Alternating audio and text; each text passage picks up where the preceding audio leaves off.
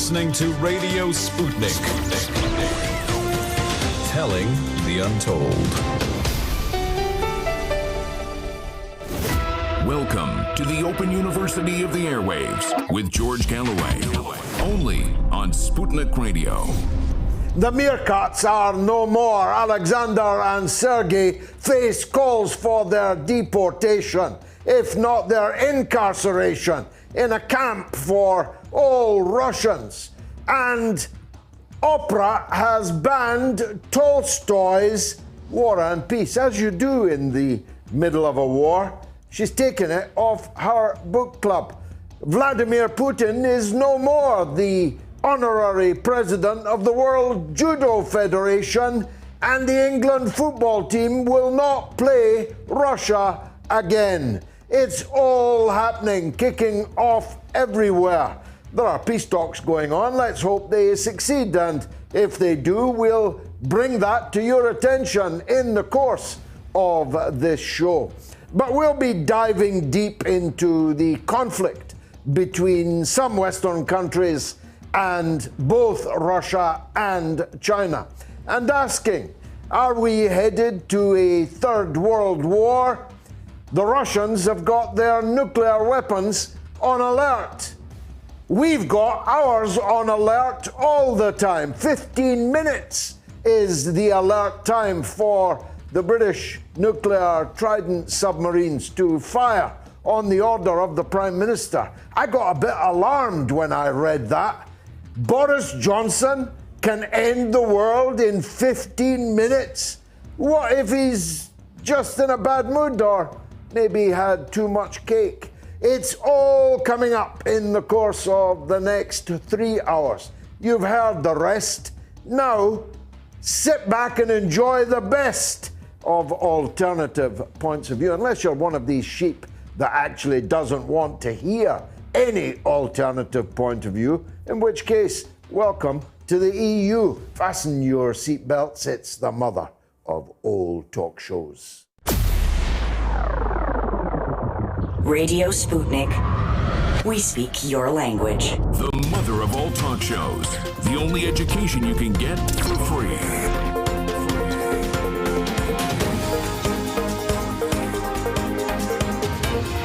George Galloway. This is Radio Sputnik. Poor Sergei and Alexander, what will we do without them? We've got liberals, Remainers, maniacs calling for Russians to be deported, all of their property confiscated, irrespective of their relationship or not to the government in Russia. The same people that accused Nigel Farage of wanting to deport Poles now want to deport Russians. The Oprah Winfrey story may even be apocryphal, but we're in circumstances, in an atmosphere in which it's all too believable, isn't it? When people who will happily allow the head-chopping saw men of the Saudi Arabian dictatorship to own two top football clubs, Sheffield United and Newcastle United, we're not even going to play Russia. We'll allow Israel, which has been an illegal occupation of Palestine and other lands for decade after decade, more than half a century, in fact. We'll allow them into UEFA, but UEFA has banned Russia. Manchester United, my own team, has sacked Aeroflot and is instead dependent on the tender mercies now of various other corporate clients and indeed the billionaire Americans, the Glazers. You couldn't make this up. Although an awful lot of stuff is being made up. They say that the first casualty of war is truth, and my goodness, haven't we been treated to that over the last couple of days? I'm sick of seeing President Zelensky of the Ukraine at the front line in the trench wearing his flak jacket and his tin hat, except All of those pictures are from years gone by and have nothing whatsoever to do with the current conflict in Ukraine. We've had all sorts. We've had a ghost pilot who was spoofed on Twitter. His identity revealed, but he was some obscure actor wearing specs.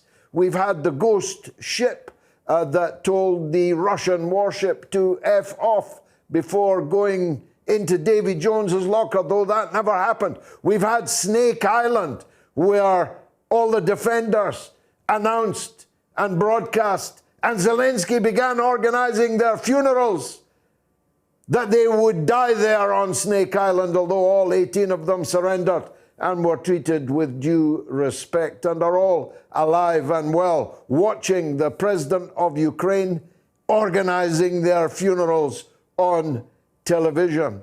We've even had a guy, Bernie Gores, a CNN journalist, who's died again.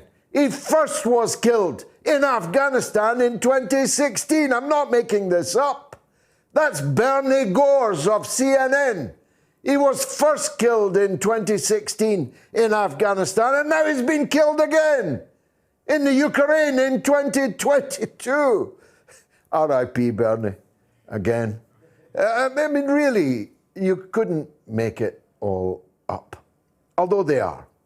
This is a war in 2022, in the era of digital, where everyone has got a camera phone.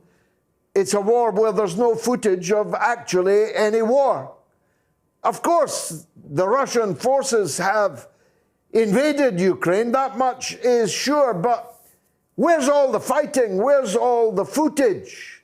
Do you ever get suspicious when fake footage is the only footage you're seeing, like the Russian tank that turned out to be a Ukrainian armored personnel carrier running over a Ukrainian driver's car, or the Russian missile that turned out to be a Ukrainian Buck that hit the corner of a Ukrainian house, where fires are shown that actually are not even in Ukraine, where a woman is on the front page of every newspaper in the world, a bloodied woman in white bandages holding her face. Poor soul. I said it at the time when that picture was first published, after a gas explosion in Bulgaria in 2018. All these canards, all this disinformation is, of course, par for the course. None of the people who pervade it are going to be banned from the airwaves or algorithmed or suppressed. None of these people will be called an enemy agent. None of the liars that lied, the sewers that carried their lies, all the poor idiots who believed it all, none of them will face any consequences for it. But others may very well do so. Who would have thought that one of the benefits of Brexit would be that the Russian broadcaster RT would now survive in Europe only in the United Kingdom? The last outpost of freedom of speech. Britain, the only place where you can now watch RT, all in the interests, of course, of freedom and liberty. The EU ban on RT is in breach of its own charter, which guarantees as a fundamental right the freedom of speech and expression. The British Foreign Secretary, I can hardly believe I'm saying this, is somebody called Liz Truss, who announced today on television that the government would support British citizens who want to go to Ukraine and fight, even though that's illegal in Britain, even though people who went to fight to defend the Kurds against ISIS are currently in prison in Britain. having been convicted of traveling to fight in a foreign war. And what about all these other types that would love to go and fight for ISIS and come back again? What about the people who want to go to Gaza and fight for the Hamas and come back again? Is the government going to support them?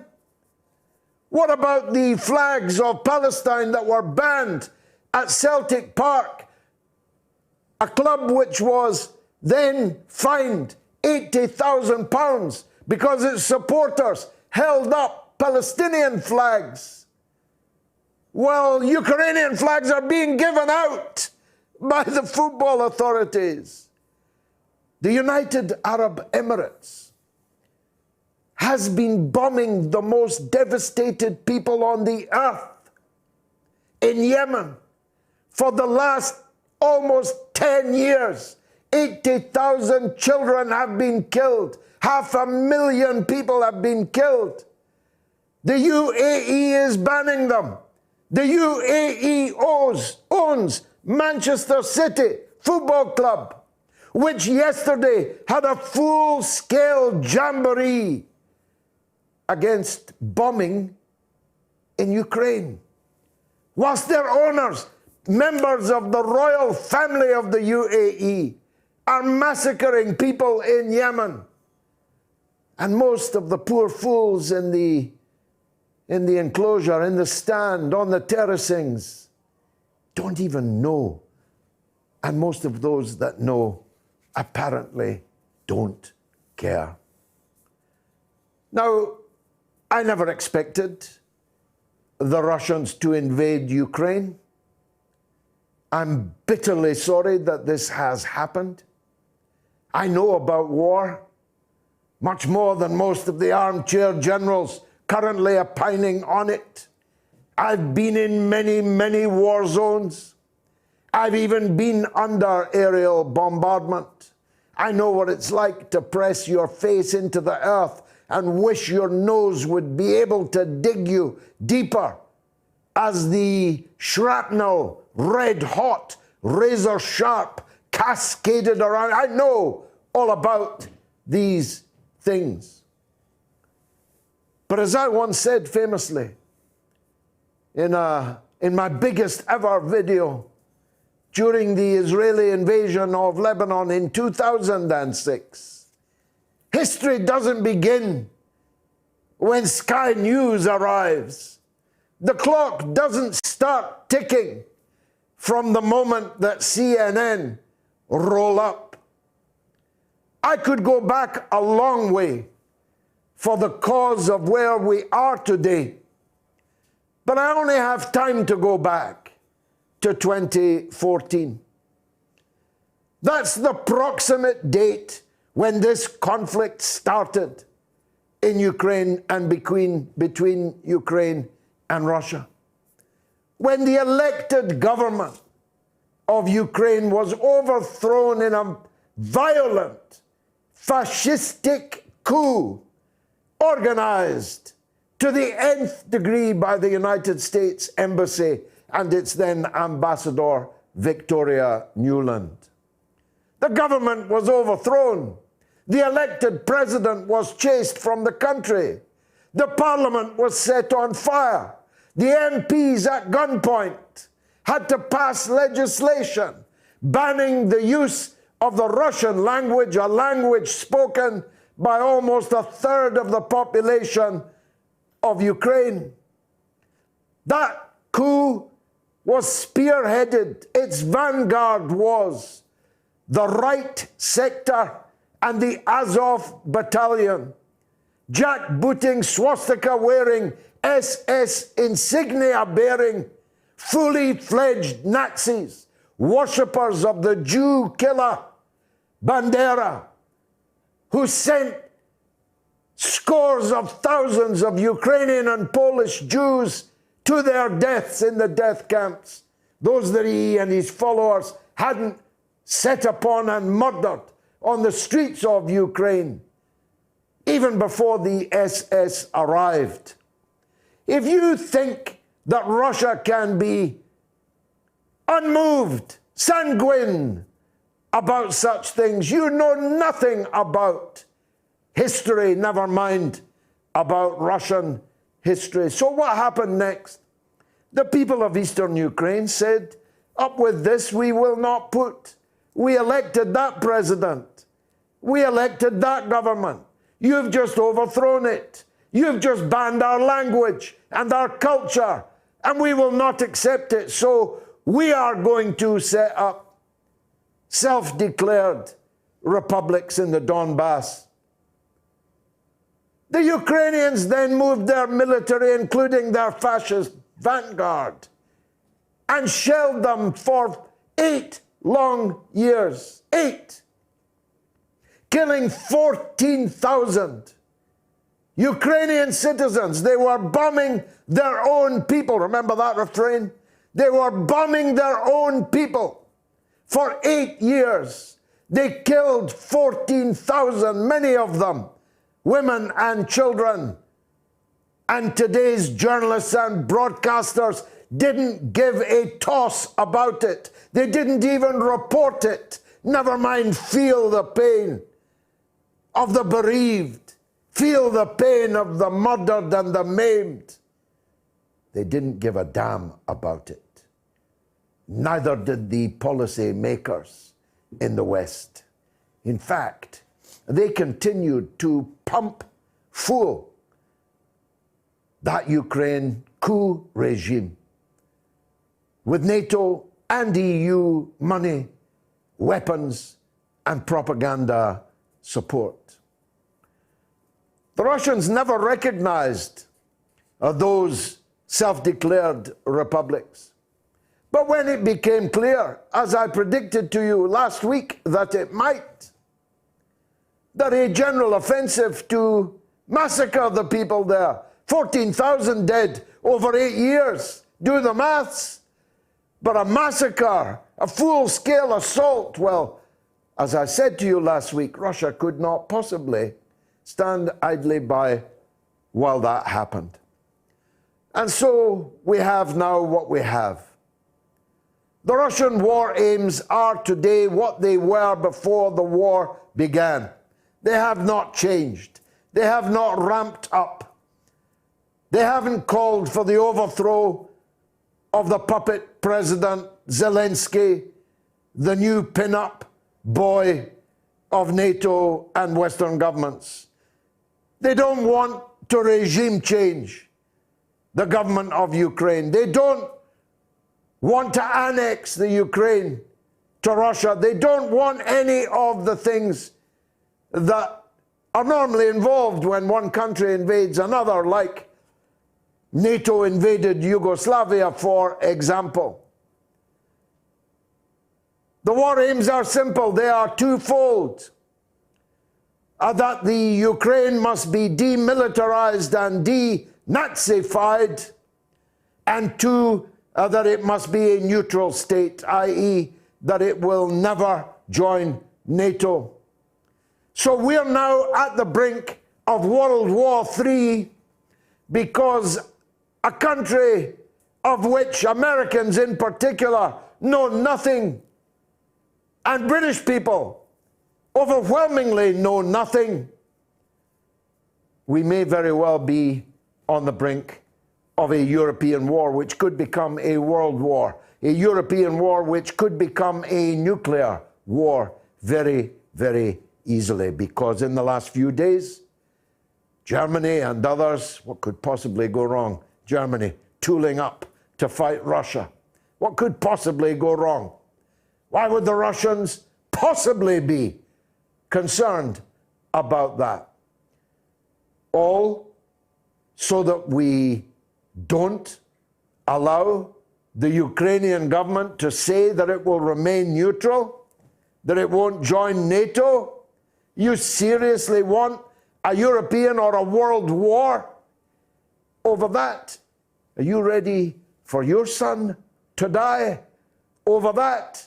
In defiance of that demand? Really? Are you? But of course you won't be. You want to fight to the last drop of Ukrainian blood. You cowards. If you wanted to fight Russia, why don't you fight Russia yourselves? Why are you forcing Ukraine?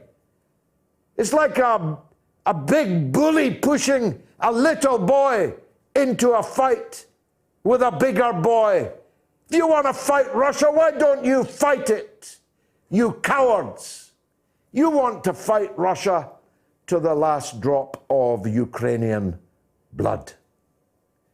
If you don't want Russia to fight Ukraine, stop using Ukraine to fight Russia. It's really that simple. Everything I've said in the last 20 minutes could be encapsulated in that one sentence. If you don't want Russia to fight Ukraine, stop making Ukraine fight Russia on your behalf. That's the long and the short of it. Now, in the course of the next 3 hours, we'll hear your views, we'll hear the views of others, perhaps about the hypocrisy of glorifying Molotov cocktails, glorifying the right of an occupied people to fight its occupier by force of arms. You know, as long as it's only in the Ukraine and not in Palestine, as long as it's only in the Ukraine and not in Yemen, then you'll be a terrorist. And anyone that glorifies you in Britain, at least, will go to prison for the glorification of terrorism. There's so much more I could say. I'll close with this. I very much hope that these negotiations bear fruit. But if they do not, then I feel sure, though I don't speak for Russia and I don't know their mind on this, but I feel sure that having been backed into a corner by NATO expansion, Russia has decided, as it did at Stalingrad, that this far and no further. We will retreat no further. And from now on, we will give as good as it gets. Starting, I hope, with the expulsion of every single European Union broadcaster from Russia immediately on the next plane. Bye-bye. This is the mother of all talk shows. It's time now for others to have their say.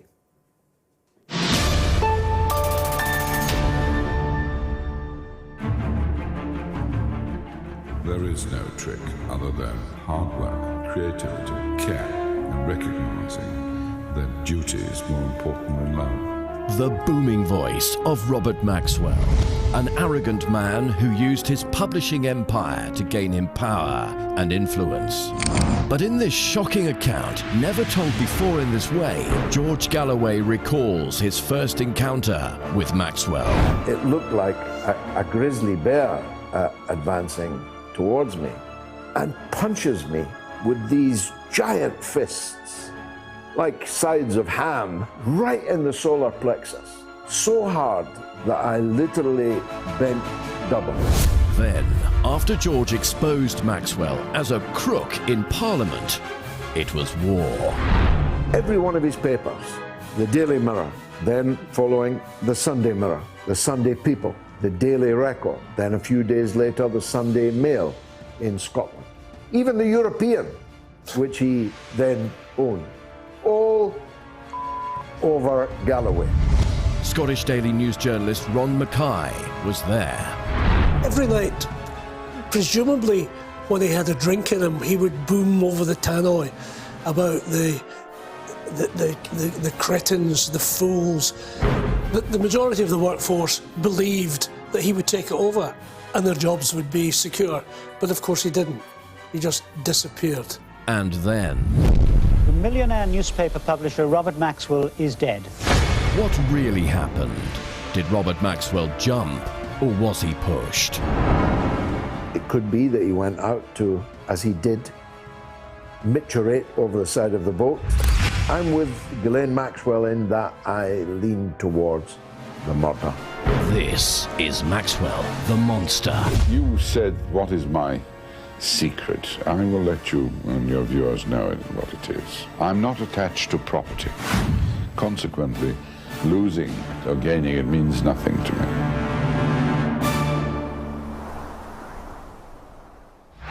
George Galloway and the mother of all talk shows. Join us at the College of Knowledge, where there are no tuition fees.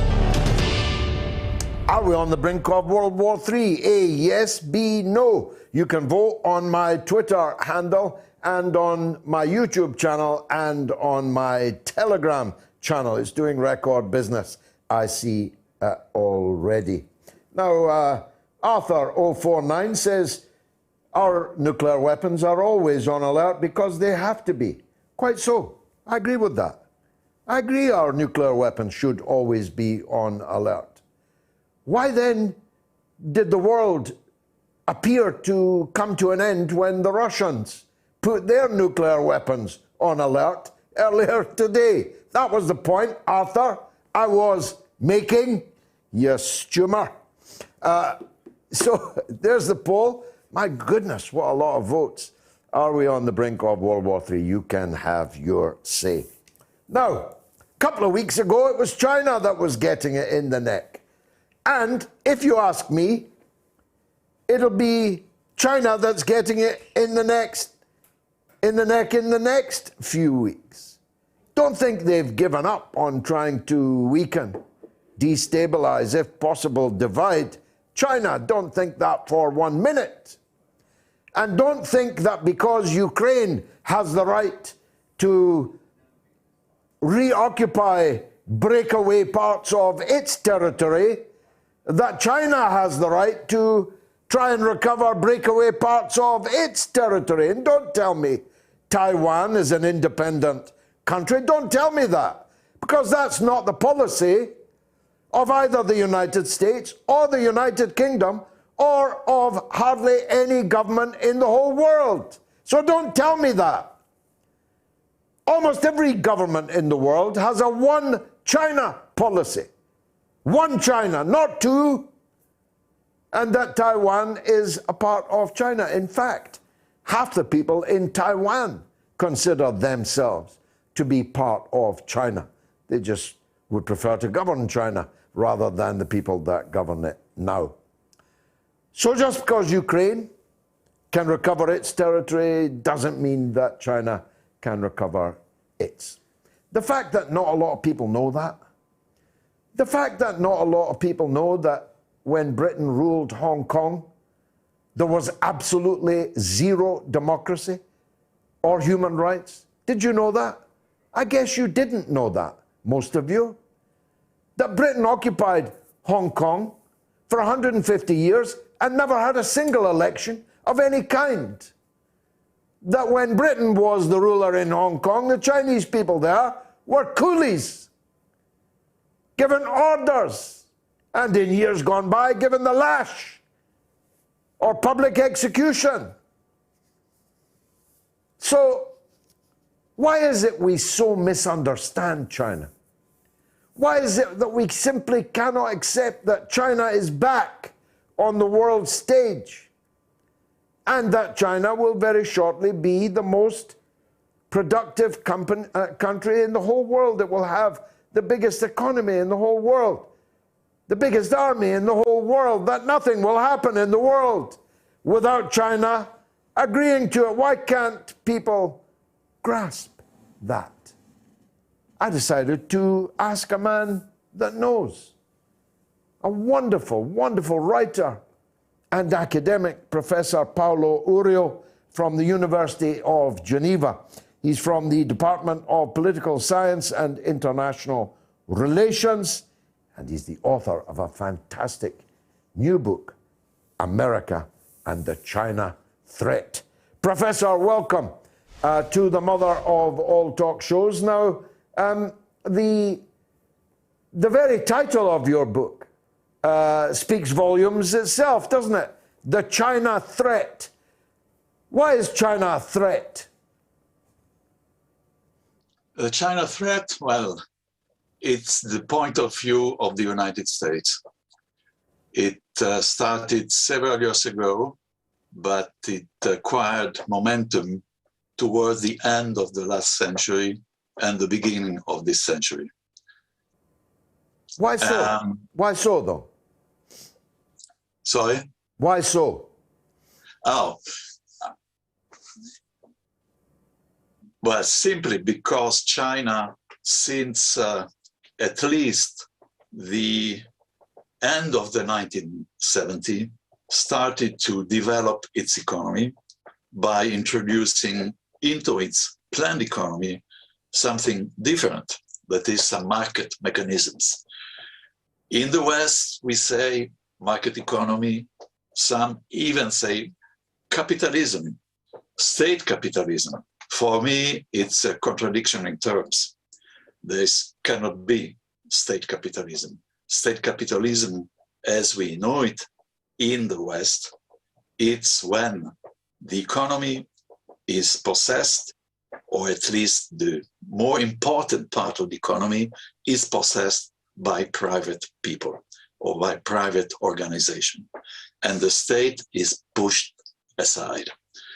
In China, this did not happen. They kept the planning, but they transformed it into a more subtle planning. They give directive, they give incentives to the enterprises, and then they leave the enterprises, the private one, to do their job, to improve their management, to improve their skills, to improve their projection to the rest of the economy, to the rest of the world.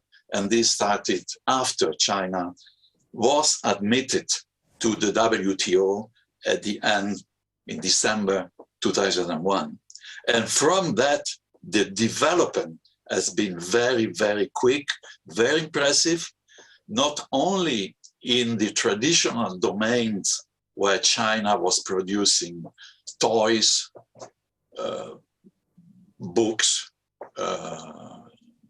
shoes, and so on, but it started to produce something more technical. That is, today, China has done important improvements in technology, for example, artificial intelligence, and other domains where about 10 years ago, nobody would have thought that China would have been able to do something new by herself. Because until then we said, okay, China, they can imitate what we are doing, but they are not able to go above that level. They did it, and it started little by little. Explaining that, I think we have to consider the teaching of the French historian of the economy, Faran, who said that you must look at a long time. Things are going underneath in the long time. And if you add to this the point of view of the Chinese historian and philosopher, Wang Hui, he says in the long time, there are these silent transformations. They are silent. You don't hear them. You don't even see them.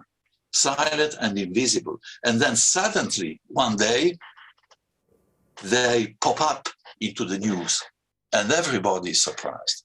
How come? Oh, the Chinese are able to do that? The Chinese are building a high-speed train. The Chinese, and so on and so on. They're improving their military also, thanks in part to the Russian. We know that. But we have now a situation where China really, it's big, not only in terms of population, which it has always been a big country, even in the 19th century, when small, in quotes, England defeated big China. China didn't have the quality to put on top of the number of people they had, on the vast territory they had. Now they've done both. They are numerous. There are more than 1,430 million people, and they have put on top of that the quality of their economy, the quality of their science, of their technology, and so on. And starting maybe with Xi Jinping. At the beginning of his first term in 2013, they starting to go abroad. Go abroad, where? But where the United States were there. And then big surprise, and big threat. Do you think that in a way is the crucial factor, that it was bad enough China moving from making plastic toys? By the way, Professor, I'm so old, I remember when the same allegation used to be made about Japan. Japan just copied our things. They couldn't make anything themselves. Exactly. Now we've moved from Japan to China. Then China was routinely, if you like, disrespected in that way. But now China, quite self-evidently, with its mobile telephones and its electric trains and its rockets to the dark side of the moon and so on, is very obviously leaping ahead. But perhaps the Rubicon was crossed when they moved abroad, when they started to plant their Belt and Road Initiative, for example, right across the globe. Yeah, exactly.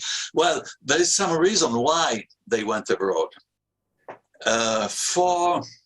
Since the 19th century, China has been confronted by the foreign policy of European power first, Great Britain, France, and then United States. All these three countries had a global foreign policy. We used to say that on these empires, the sun never sets. So they are all over the world. So in order to be able to face the new empire, the American empire, it was inevitable that China would go abroad. This is certain. It started little by little. We didn't see it, again, the silent transformation, but it was prepared for a long time. Xi Jinping made the first speech about the Belt and Road Initiative at the beginning of its first term, 2013, but he couldn't have imagined that by himself just in a couple of months. So it was there little by little in the long time by slowly, silently improving the capacity of the economy and of the science and technology of China. So China went abroad out of necessity. It was not a project inside its genius. It was not. And if I can compare the ideology of the United States and the ideology of China and the projection of that ideology into foreign policy, we can see the big difference. It's evident.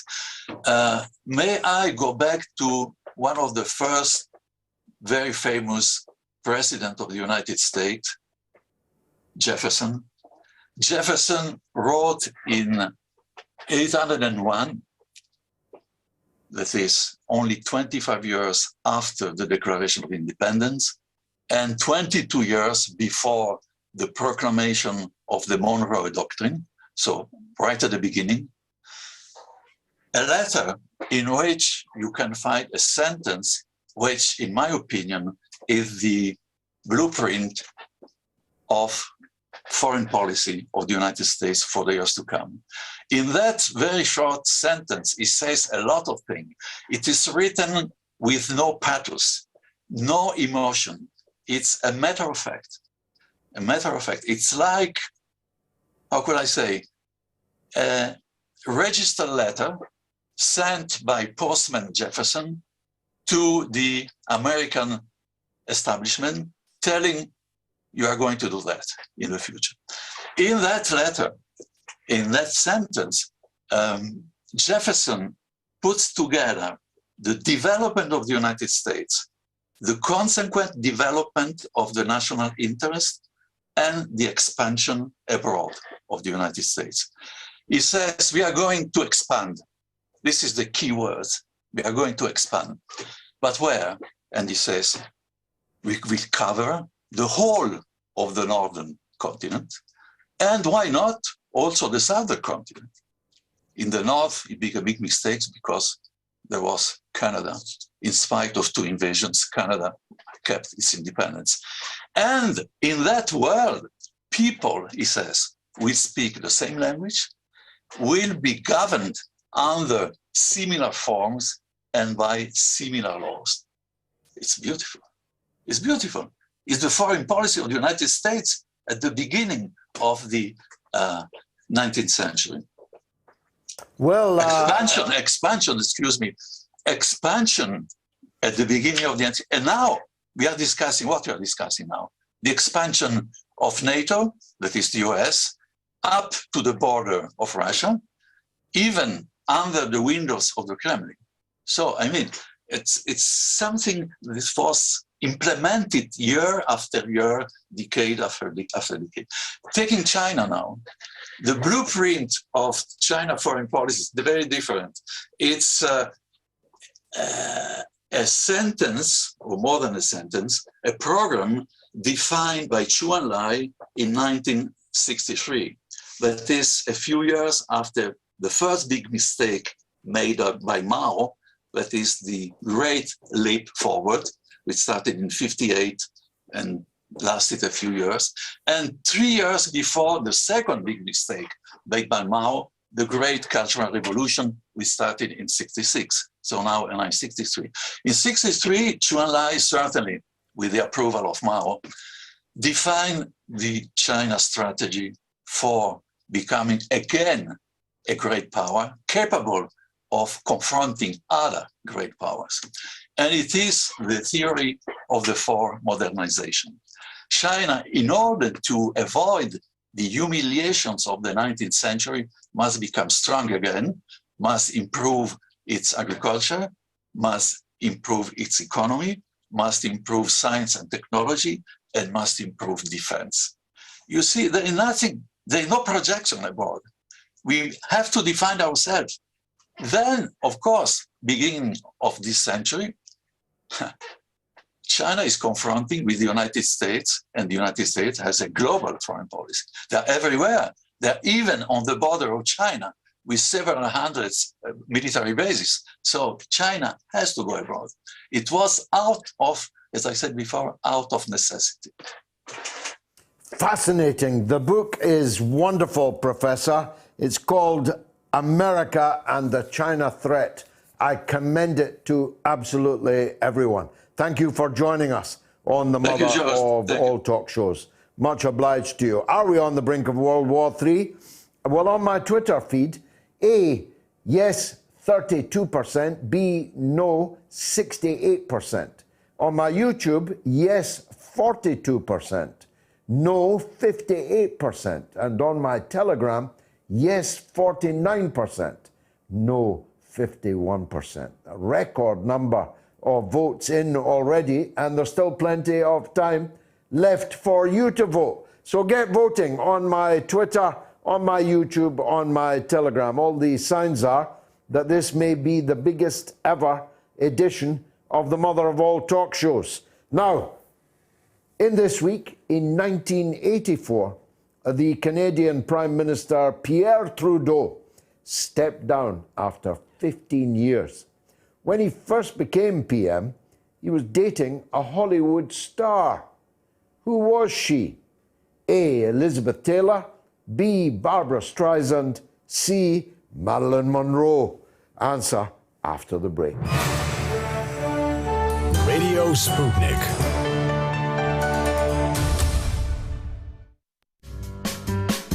I can't believe I'm reading this. We've got new subscribers in Martinique, Fiji, Cambodia, Mauritius, and Georgia. That's not Georgia, USA, but Georgia in the Caucasus. And that means we now have subscribers in 130 countries. And we've been in the political top 10 in Russia, South Africa, Singapore, and the Philippines. And this actually is because our Maxwell the Monster podcast was released on all of our podcast platforms. So please subscribe wherever you get your podcast. You can listen to Moats anytime, anywhere. And leave us, by the way, a 5-star review if you would. Here's one. I listen in from Saudi Arabia and play your podcast on the commute to and from daycare. Not sure what my 2-year-old gets out of it, but I certainly enjoy your perspective and the diversity of guests you have on. Thanks, Gigi. Thanks to you and to your 2-year-old. Tough questions are the most powerful weapon we have. As long as you have questions, we'll keep asking.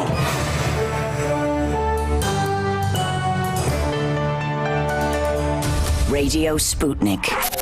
Telling the untold. The answer is Barbara Streisand. Who would have thunk it? Pierre Trudeau was dating Barbara Streisand when he became Prime Minister. Now, an old friend of mine, Brian Wilson, the Right Honourable Brian Wilson, former cabinet minister in the Labour government of Tony Blair, has written a powerful piece in the Scotsman newspaper this very day, in which he laments the absolutely appalling lack of diplomacy and diplomatic sense in the run-up to the current crisis between Russia and the Ukraine. My next guest knows a thing or two about diplomacy. He's Professor Alfred de Zayas, former United Nations independent expert on the promotion of a democratic and equitable international order, former Secretary of the United Nations Human Rights Committee and Chief of the Petitions Section in the Office of the UN High Commissioner for Refugees. Professor Alfred, thank you very much for joining us on this auspicious evening, which may very well be our very biggest audience ever. And the reason for that very big audience is that people want to hear the other side of the story, and they're not getting it in the mainstream media. But you're here because you're an expert in diplomacy. You could have solved this if they'd given it to you. How would you have solved it? On the basis of the United Nations Charter, which is the world constitution.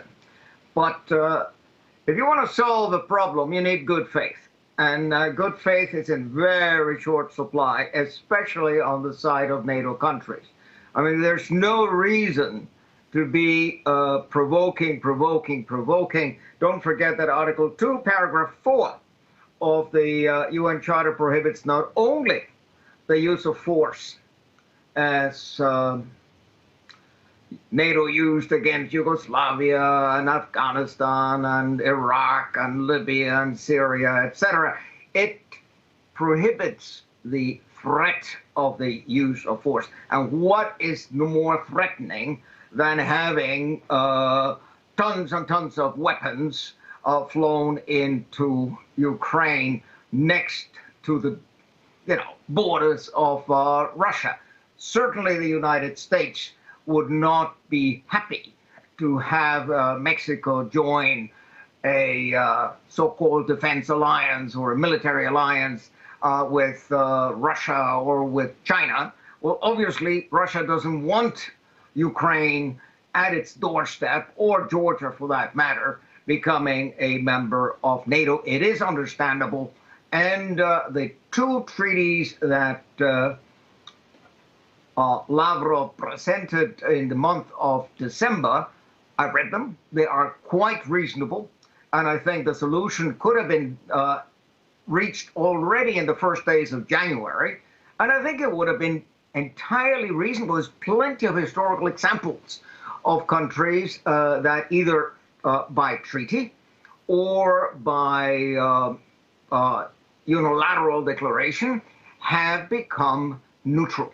So a declaration of neutrality on the part of Zelensky would have left the door open to friendly relations with the West and with the East. But of course, NATO is not interested in that because the military-industrial complex runs with tension. That's the only way you can persuade parliaments to adopt trillion-dollar military budgets instead of using the money for infrastructure, for education, for combating poverty, for healthcare, etc. No. Let's put it into more missiles and drones and airplane carriers, etc. But now, allow me to say something before we go on, because we have limited time.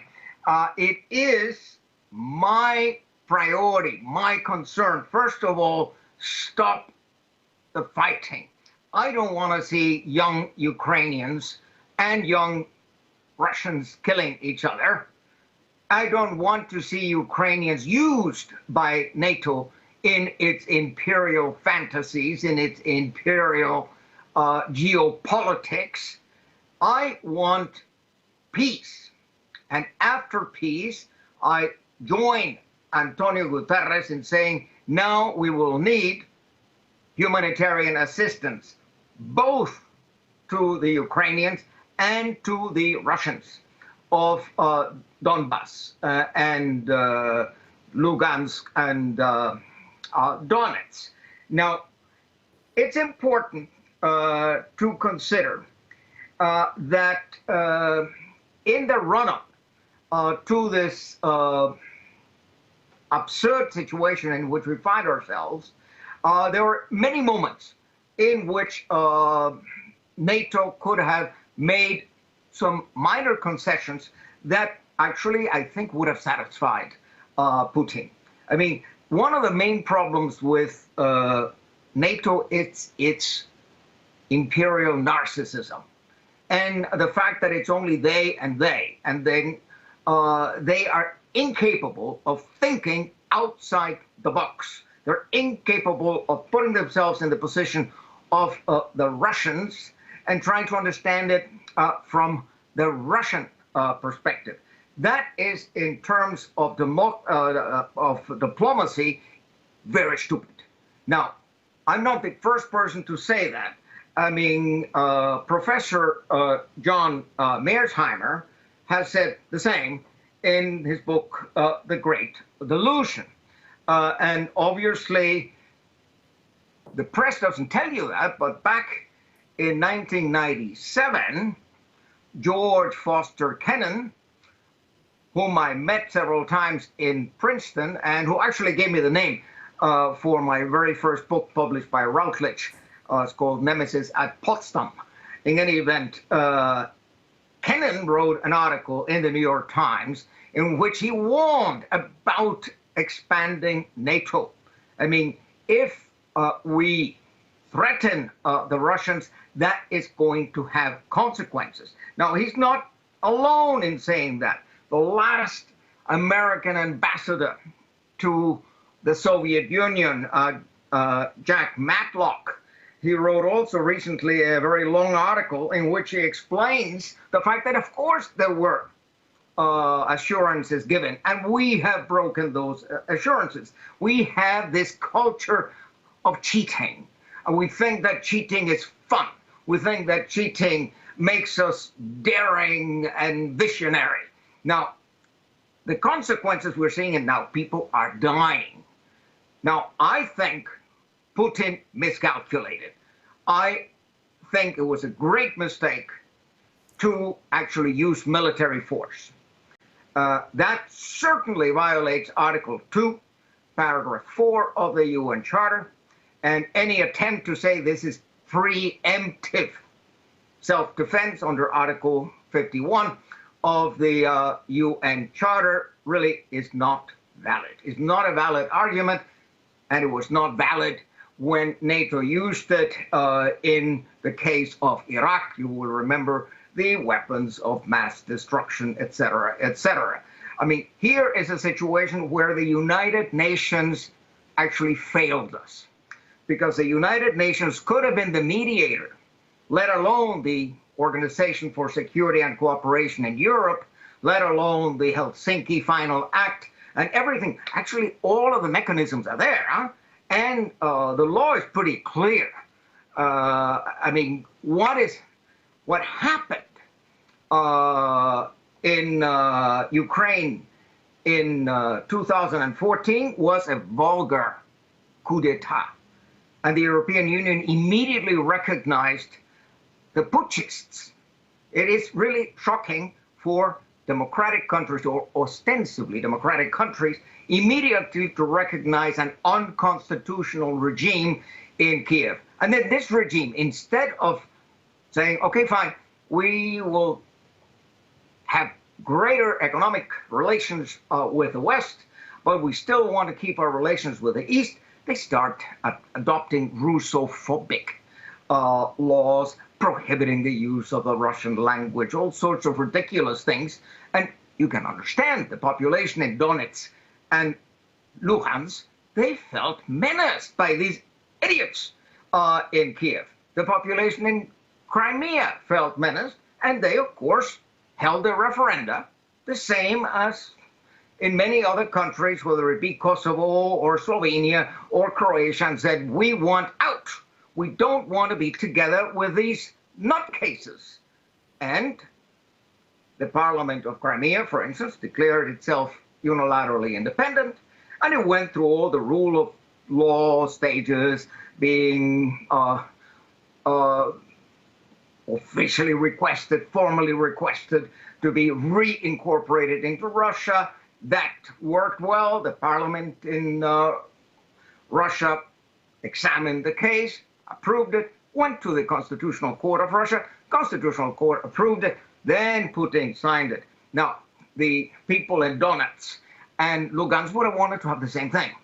Unfortunately for them, Putin until now has been a very good chess player, and until now has been very moderate.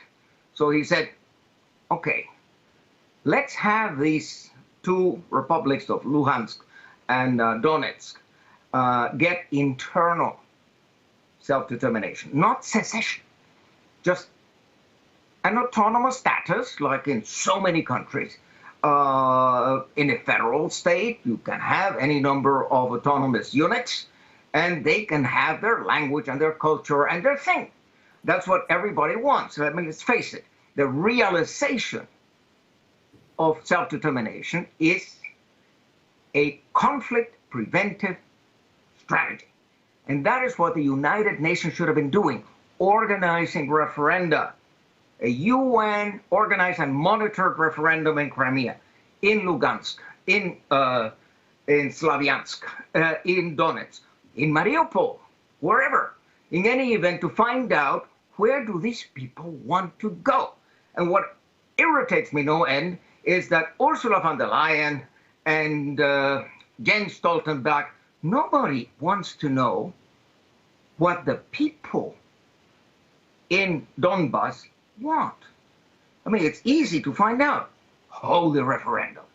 No. They want to maintain the territorial integrity of Ukraine.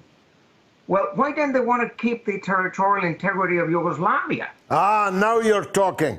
Professor, we've run out of time. I could listen to you all night. I'm really grateful to you for joining us. Professor Alfred de Zayas. We'll be back, I promise you. Are we on the brink of World War III? Well, it depends which platform you're looking at. But right after the news, we'll be talking with the redoubtable Richard Medhurst, one of the brightest young broadcasters and journalists that I have ever met. And we'll be taking your calls about tonight's main subject. But first, of course, it's the news with Jamie Lowe.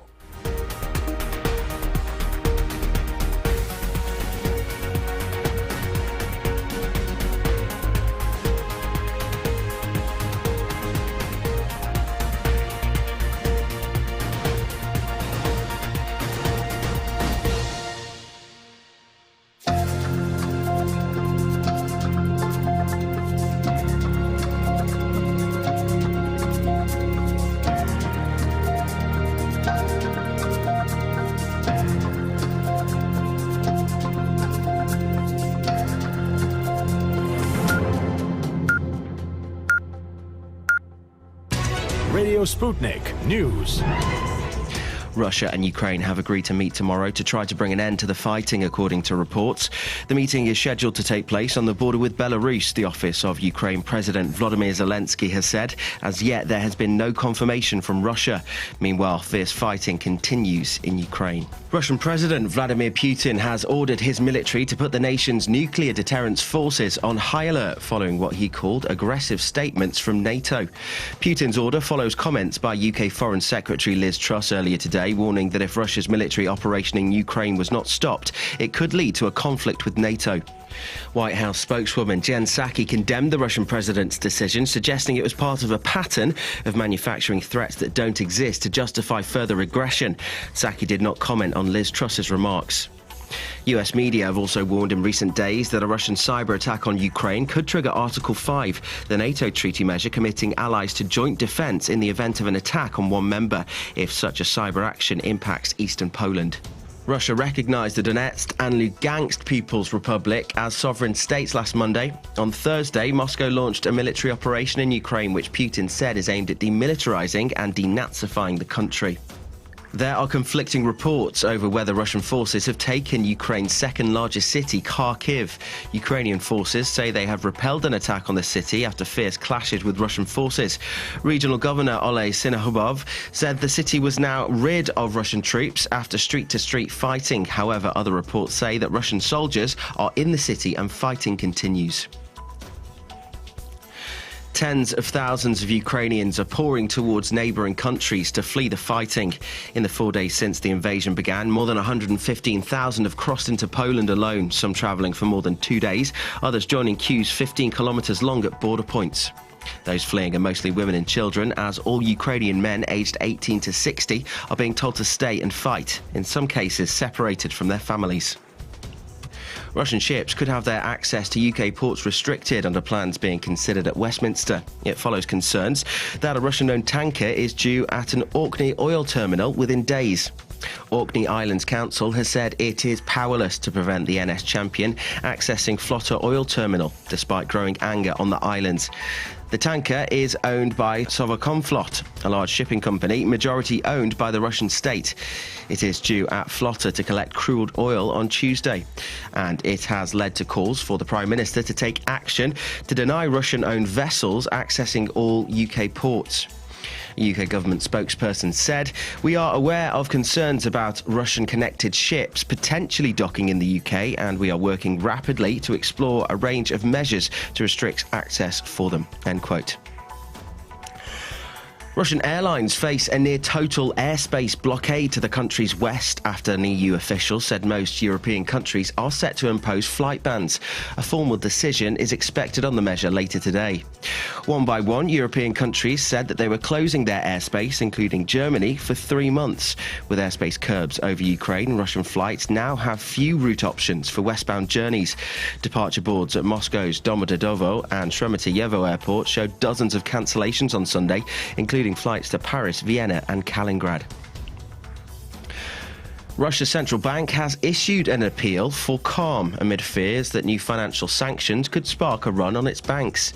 It said it has the necessary resources and tools to maintain financial stability and ensure the operational continuity of the financial sector. The EU, US, UK and Canada have announced that the assets of Russia's central bank will be frozen. Some Russian banks will also be excluded from the SWIFT payment system. On Friday, Russia's central bank was forced to increase the amount of money it supplies to ATMs after demand for cash reached the highest level since March 2020. Russia's central bank has reserves of around $630 billion. That's £470 billion. The aim of sanctions against the Bank of Russia would stop it from selling assets overseas to support its own banks and companies. Russian-made alcohol is the latest target in a growing backlash in the United States over the country's invasion of Ukraine. So far, officials in Ohio, Utah and New Hampshire have called on liquor stores to remove Russian-made or Russian-branded products from its shelves, a move that largely targets vodka since it's most associated with the country. Elsewhere, oil giant BP announced plans to offload its 19.75 stake in state-owned Russian oil giant Rosneft. The firm's chief executive, Bernard Looney, is also resigning from from Rosneft's board. A statement from BT said that Russia's invasion of Ukraine caused it to fundamentally rethink BP's position with Rosneft. And finally, a suspect has been arrested for illegally stealing a crossbow by stuffing it down his trousers in Florida. Darren Durant was shown on CCTV at the True Value store earlier this month. The 46-year-old can be seen walking into the shop with a crutch before taking a pair of cutting tools and removing the security tag on a Raven Rio crossbow. He's then seen shoving the weapon down the front of his trousers before walking out. Amazingly, he made it out of the shop but was arrested a few days later in the car park of a nearby store. And that's the latest. You're up to date. The mother of all talk shows continues next.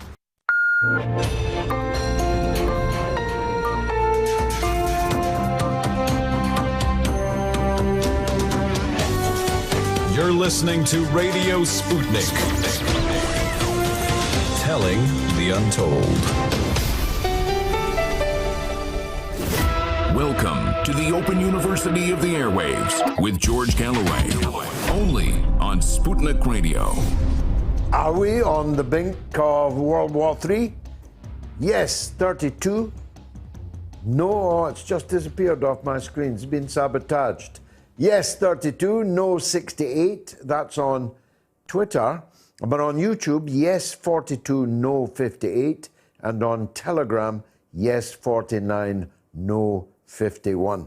Rather more pessimistic on YouTube and Telegram than they are on the Twitter feed. But you've got the best part of an hour still to get your vote in on that. It's already a record number, and the audience so far is also a record audience.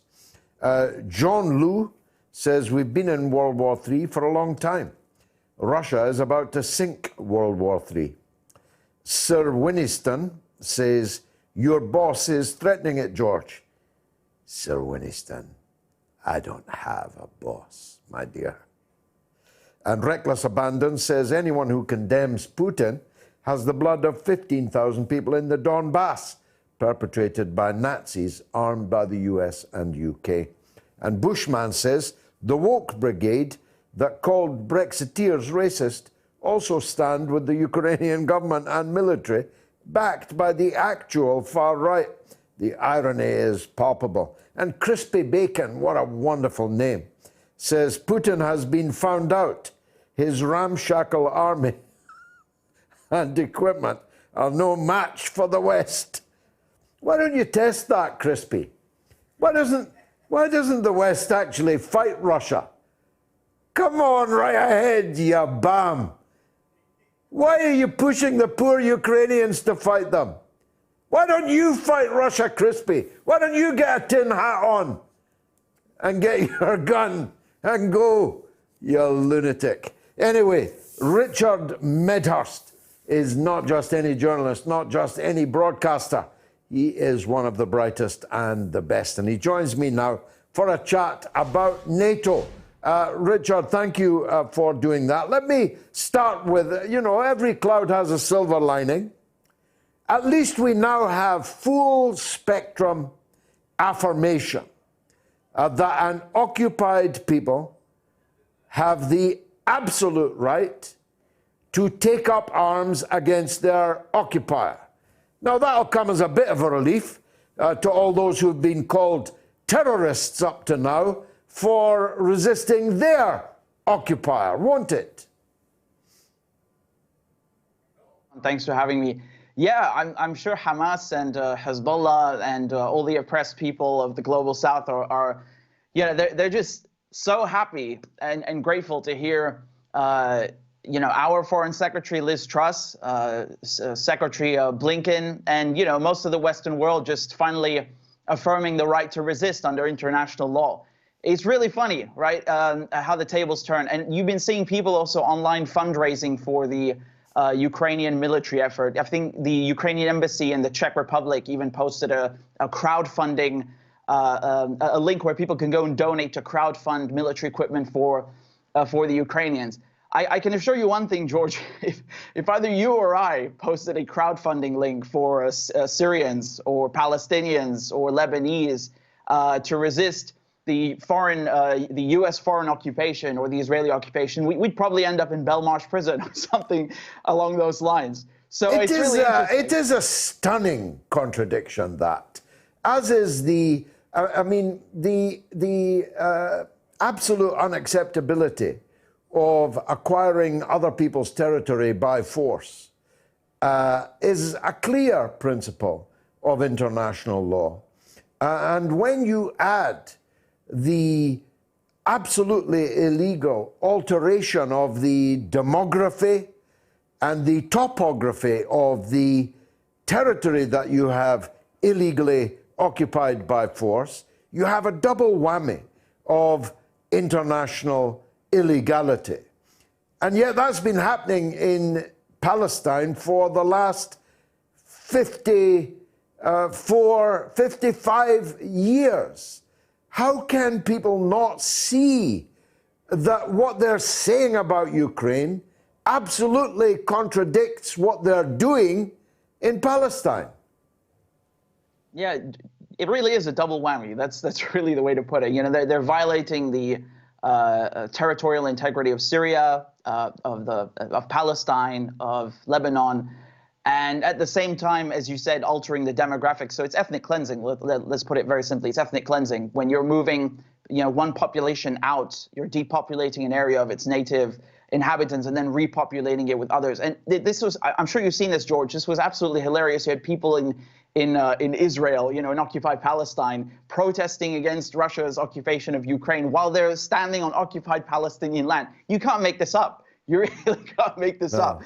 And it's really disgusting, the double standards, because we saw Donald Trump, he recognized Syria's Golan Heights as Israeli, violating God knows how many UN Security Council resolutions, 242 to begin with. And then, of course, the Biden administration comes in, and you think they reverse that? Of course not.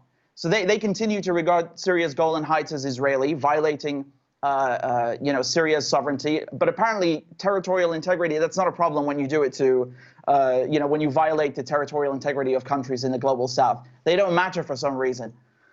Well, the blood of some people is very obviously more valuable than the blood of others. In fact, again, one of the silver linings in this really lamentable situation we're now in is the admission of that on television.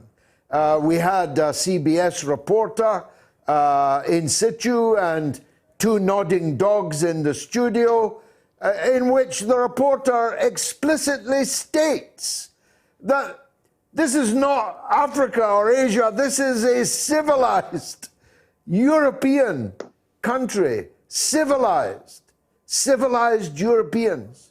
We had another fellow on saying it was also difficult to bear because the people have got blonde hair and blue eyes. They're not even hiding it anymore, Richard.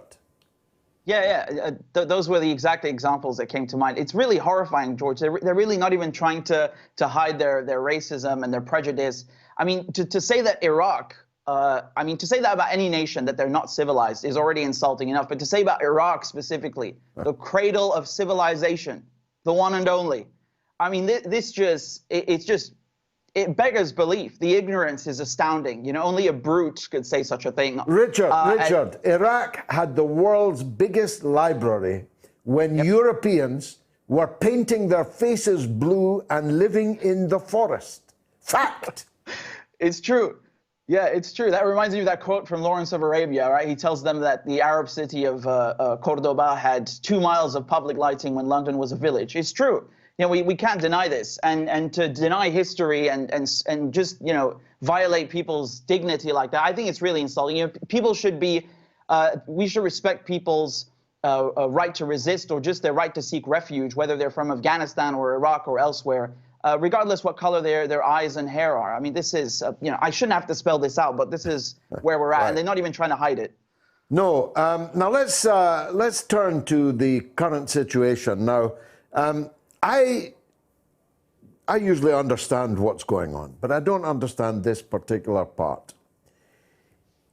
In 1995, NATO made clear in writing that nobody can join NATO if they have a pre-existing territorial dispute with their neighbor.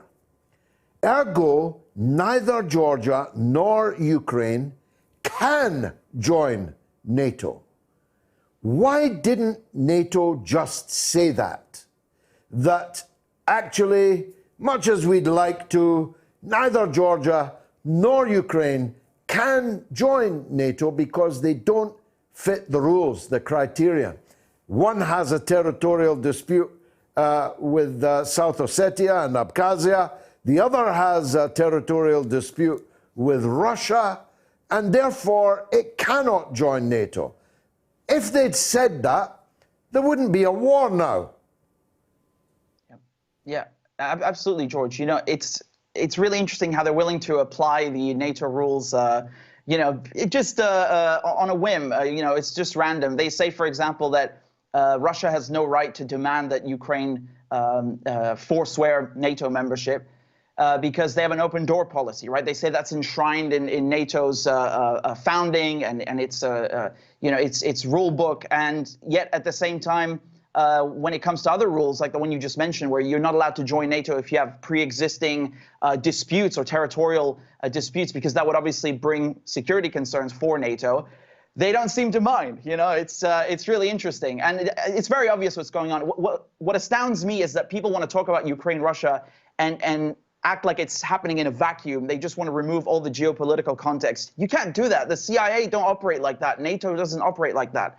They only operate in terms of geopolitics. So they know very well what they're doing.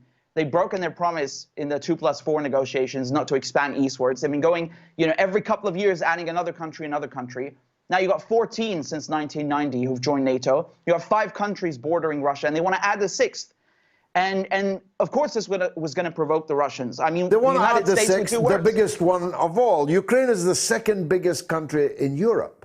And they really expect Russia to allow it to join NATO and move NATO missiles and forces and troops into its territory on the border of Russia.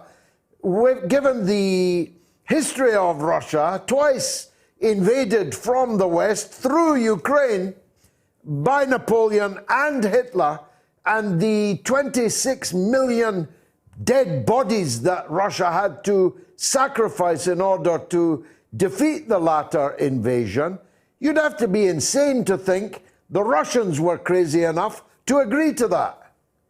Yeah, of course. I mean, you know, don't get me wrong.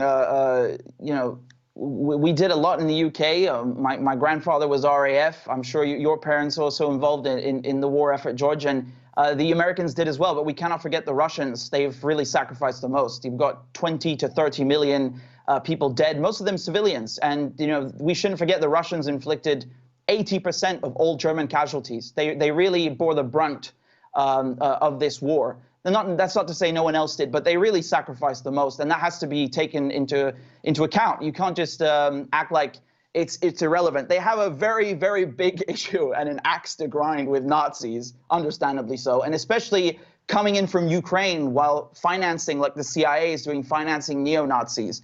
I mean, the stuff they're posting on Twitter now, you should see the Ukrainian National Guard just a few hours ago on Twitter. They're posting that they're greasing the bullets in pig fat to shoot Muslims from Chechnya with. You know, they just openly advocate the racism, the neo-Nazi policies that they have. And people expect us to forget that and forget Russia's history. No, I mean, this is, it's unreasonable for us, never mind what the Russians see it as. And I think if the US or UK were being surrounded by an adversarial military alliance, we would probably do even worse. We would have invaded already much, much earlier. The subject immediately suggests itself. We're supposed to hate Russia and love Germany, when in the lifetime of some people still alive today, it was, of course, the opposite. Germany has ripped up its pacifist pretensions. It has now basically joined the war. It has stepped up massive and deadly weapons supplies to a country that is fighting Russia. What could possibly go wrong? I have a very hard line about Germany.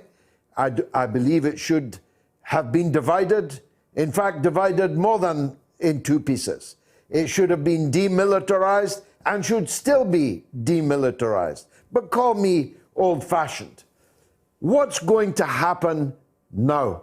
Because Russia is taking these almost hourly declarations of war from its Western adversaries very seriously indeed. Whether economic warfare, which they like to call sanctions, it's a nice word, but it's economic warfare, just like a siege in historical terms was economic warfare, and now the pumping in of more and more and more weapons into Ukraine. We could very well be heading for a big war here. Yeah, it's absolutely reckless, George. You know, the Germans, as you said, they've supposedly been towing a neutral line. Although we must say their weapons have been ending up in Saudi Arabia mysteriously, you know, killing Yemenis. But now they've come out in the open and they're saying that they're gonna, I think it was 2% of the budget is gonna go now towards armaments, and they're just gonna openly, you know, send weapons to fight Russia, to give them to the Ukrainians. I mean, this is really playing with fire, because we shouldn't forget that while they're issuing these hourly declarations, as you meant, against Russia, you know, banning, putting sanctions on Lavrov and Putin, and then banning Russian banks, and then banning you and I as well from the airwaves. At the same time, Russia's not laughing, because they're going to, you know, they can easily just turn off the gas valves, and then who's going to freeze? It's certainly well, I think Germany they should. And the rest of Europe. I'm absolutely clear about that. I don't speak for Russia. I think that Russia should say that there's no more gas. Sling your hook, we'll sell it somewhere else. And you can freeze, or you can pay 10 times the amount you're currently paying for gas. I mean, freezing the assets in the central bank of a nuclear superpower, a member of the Security Council of the United Nations, the victor of World War II. Are you serious? That's an act of war. It is. It is. Sanctions are war. It's no different from, you know, in the Middle Ages when you're besieging a city and starving the people out. We need to be very clear on that. I don't know if Russia is going to end up in the same situation as Iran or Cuba or Venezuela or Syria, but it's no joke. And if people who think that Putin and Lavrov are the ones who are going to suffer are sorely mistaken. It is a declaration of war, and the fact people can't see that and they can't appreciate the gravity of the situation is in big part what's contributing to this conflict, because they think that you know, it's all about Putin's personality. No. This is very serious what's happening. You know, as you said, it's a World War II victor, a nuclear power. Imagine if someone did that to the U.S. As a matter of fact, why didn't they do that to the U.S. after Iraq? I mean, we're seeing just disproportionate responses to Russia for something that pales in comparison to what the US and UK did, invading Afghanistan, invading Iraq, bombing Libya to smithereens, destroying Syria. If that's how we treat aggressors, then the US and UK should be drowning in sanctions since 25 years. But that didn't happen, and this is a clear double standard, and people are just refusing to wake up. They think this is a game. It's not a game. And ironically, the people who are going to pay the price are mostly the Europeans. The Americans are not going to freeze if Russia turns off the gas. It's the Europeans. You know, the Americans will probably make money from it, selling liquefied natural gas. So they're sending Ukrainians, sacrificing them as a, you know, using them as a sacrificial lamb. They're sending the Europeans off to the slaughter, and they're of course sitting in the back, you know, clasping their hands together and wondering how they can further antagonize Russia and the global South. And it's not going to end well, George. No, I see that today, or yesterday rather, France seized a Russian ship in an act of piracy in the English Channel. Yep. Anybody think Russia's going to take these kind of things lying down? No. I can remind you what happened. I'm sure you'll recall when we seized an Iranian ship in Gibraltar. Yes. The Iranians immediately went and seized a British ship. And then, of course, we're hearing screams about, oh, it's unfair, and why are they doing this to us? We do piracy to others all the time. The U.S. has been stealing Iranian fuel ships headed to Venezuela and then selling off the oil. I mean, this is literally, by definition, state piracy. And then if you think the Russians are not going to react to this, wow, you're sorely mistaken. I think the Russians, you know, you're poking a sleeping bear. When that bear really wakes up, it's gonna be very ugly, and people are gonna be in for a shock. I agree. Richard Medhurst, thank you as always. Wonderful tour so much, of the horizon. Here's my question. I'm late with it. In 1996, the siege of Sarajevo was lifted after how many years to the exact day? A, 2, B, 6, C, 4. Answer after the break. Radio Sputnik.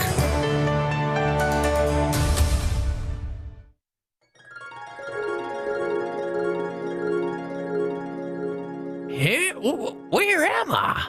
Welcome to St. Peter's Gate, my son. Is this one of that Hillary's tricks, that devil? Be still, my son. The Clintons cannot hurt you here. You are safe with me in heaven. Oh, heck. Knew I shouldn't have taken Bob's homemade vaccine. Oh, Lord have mercy, I am not worthy. Before you pass on, you may ask any question you desire. Anything? With my omniscient knowledge, I can tell you anything you wish to know.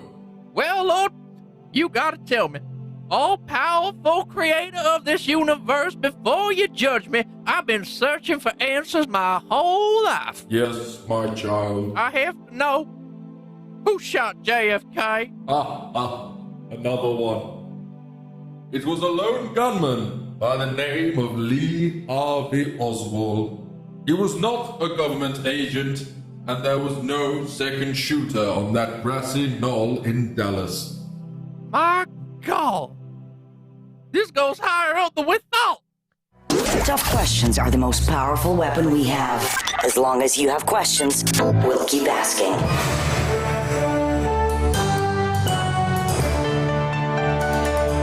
Radio Sputnik.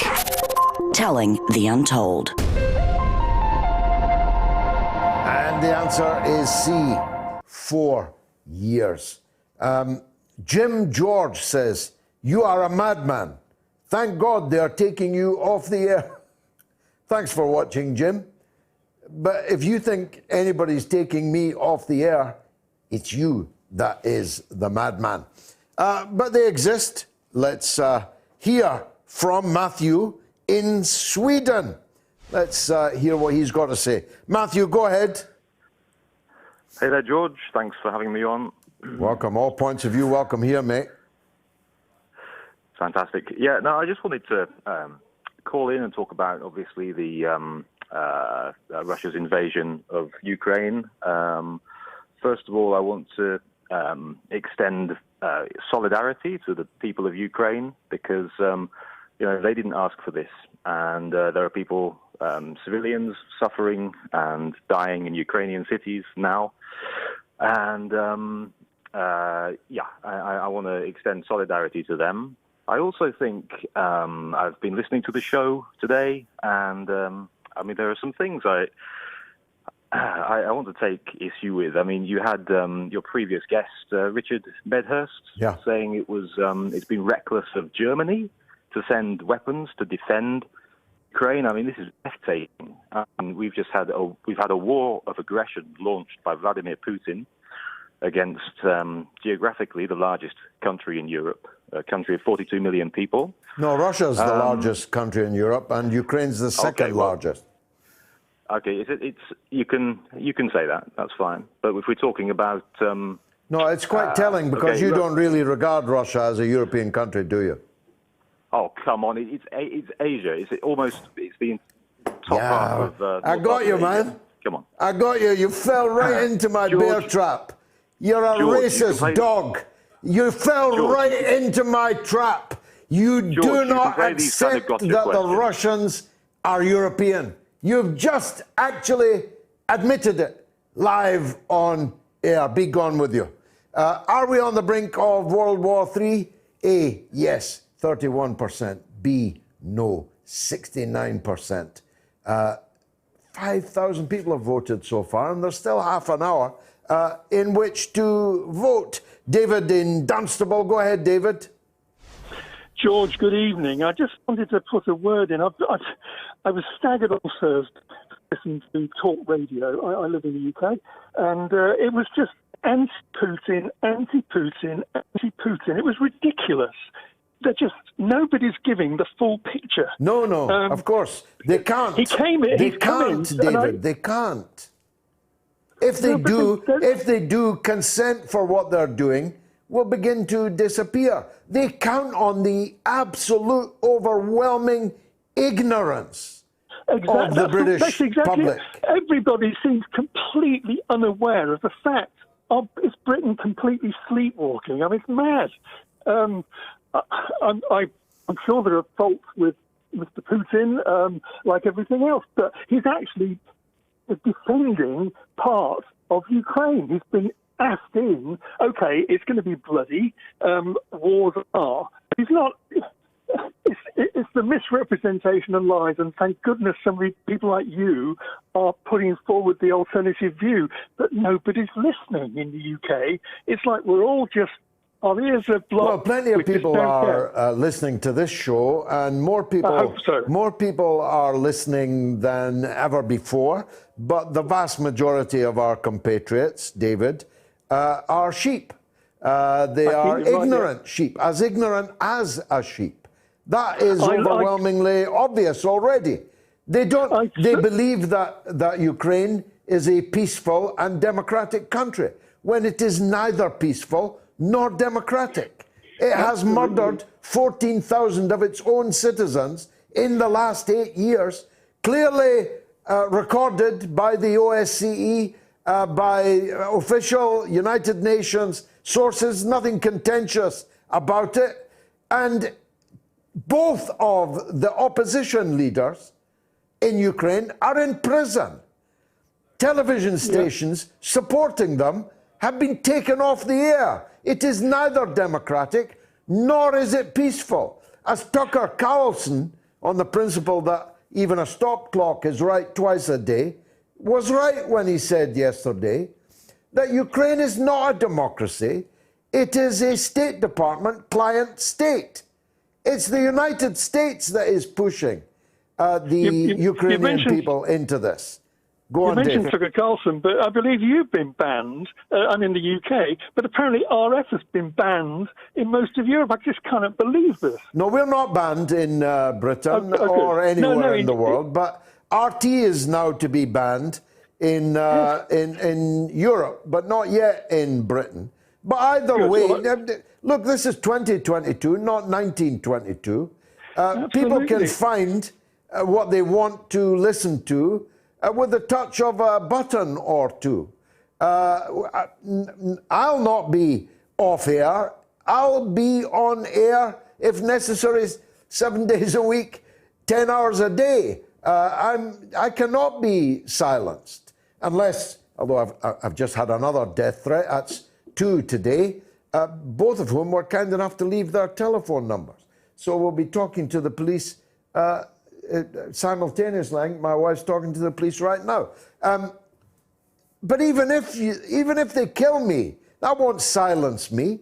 My voice will go on. What I've said will go on, and other people will pick up the weapons of words that I have used. So we will not be silenced. I've got people here on social media saying, you know, you'll not be able to pay your mortgage. I don't have a mortgage. That you'll not get any pay. I don't need any pay. Thanks to Max Kaiser and his advice when Bitcoin was less than $10 each, I actually don't need any pay. I cannot be taken off the air. Do you feel me, David? I do. You and I are of a similar age. I think I'm just coming up to 70. I'm have a few years on you. But I was taught Russian at school back in the 70s. So I found the language fascinating. I found Russia fascinating. So I think I've got a slightly more of an insight into how Russians think than your average Brit.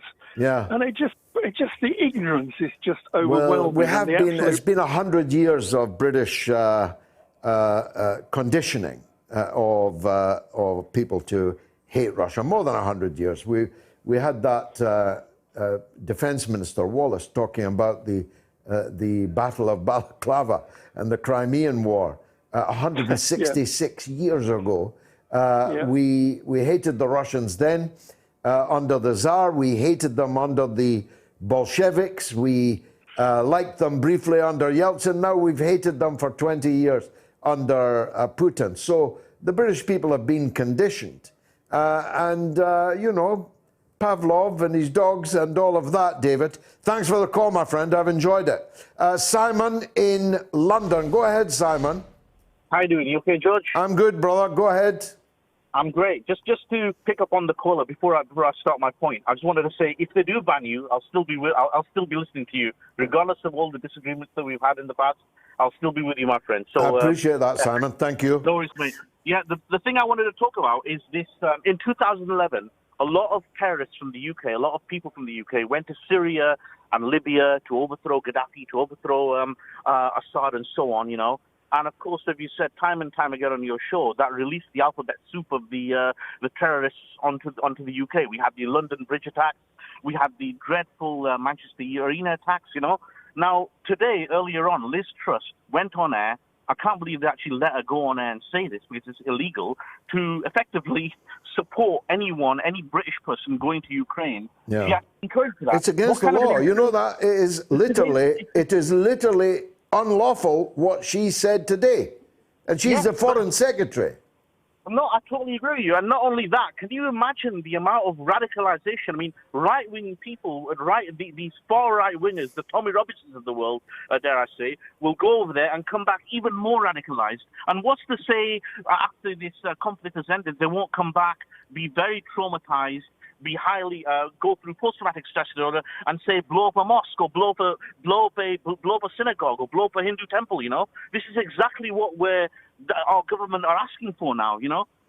Yes, you're absolutely correct, Simon. But in a way, it has even more remarkable implications than you've stated, because it means that those people that have already been convicted now have grounds for appeal to be allowed out. And that might be people that went to fight with the Kurds against ISIS, but it also might be people, Shamima Begum, that went to Syria to fight for ISIS.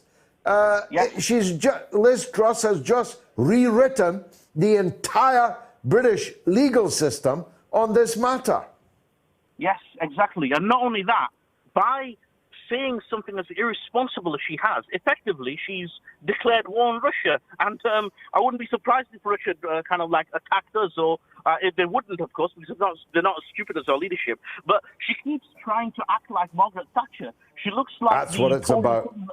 She looks like the Tory equivalent of Diane Abbott, unfortunately. She's a pound shop, Margaret Thatcher, though. I knew Margaret Thatcher. She ain't no Margaret Thatcher. Simon, thanks for the call. Philip is in Stoke. Let's hear from him. Go ahead, Philip. Hi, George. I'm just wondering, how long do you think Putin's got it left in charge?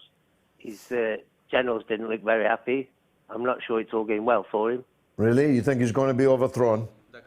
I don't know. I'm just wondering. He's taken off a big bite here. Mm-hmm. And you think it's not going to be good for him? No, not really. Well, let's talk about it a year from now.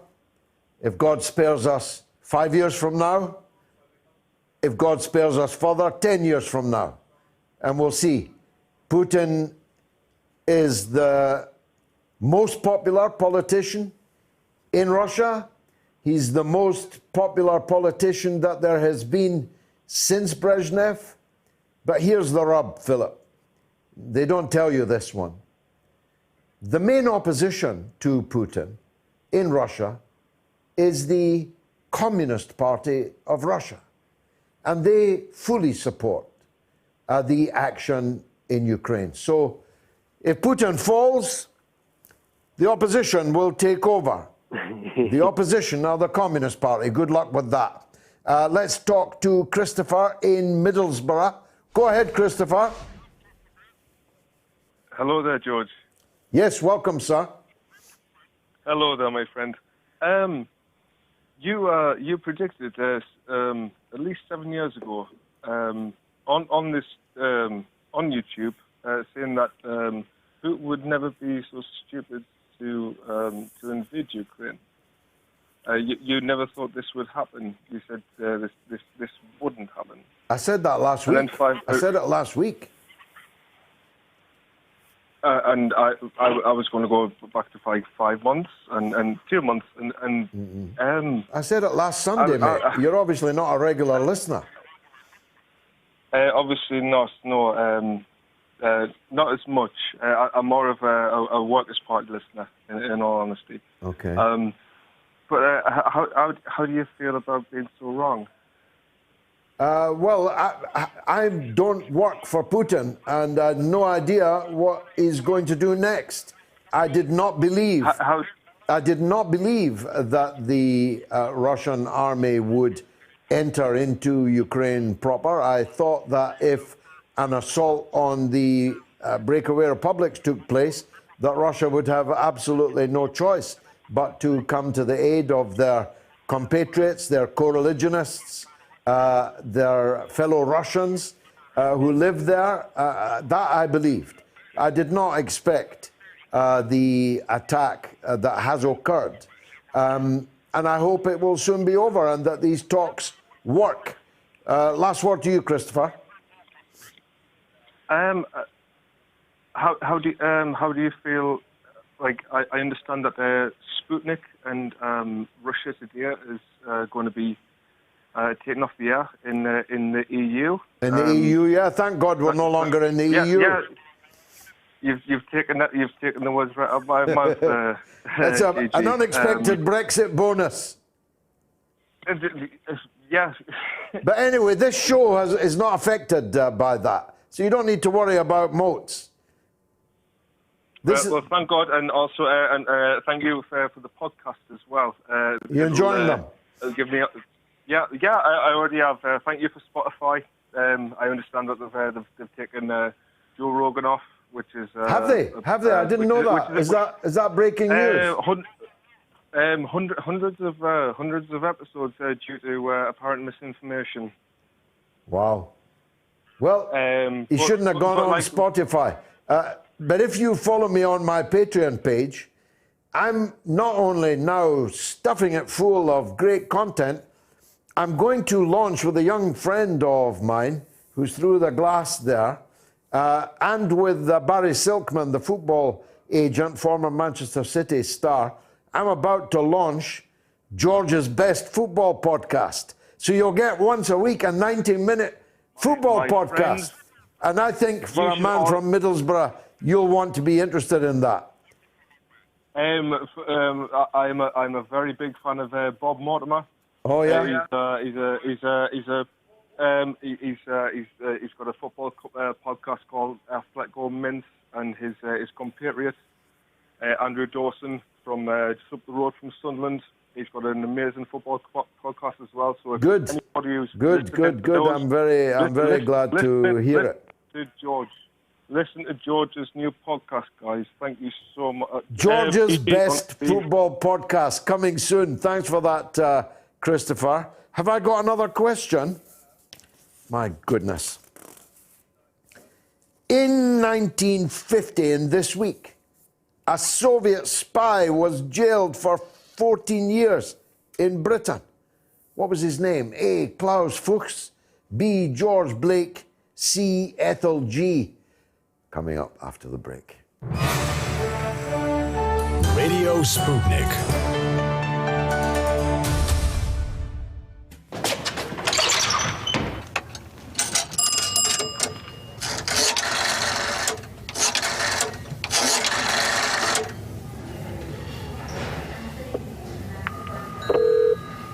Let's take a call. Go ahead, Kenny. Hi, George. Yeah, I just want to talk about the trans issue that you were speaking about earlier. Yeah, I've got a book in front of me by Douglas Murray, and he's got a paragraph here that I'd just like to read out, if that's okay. Oh, yeah, go ahead. Okay. I was standing on the corner at a quarter. All right, I'll get him off. He's a nutter. In the UK, it's 08081 965 522, and in the US, it's +1 844 944 3344.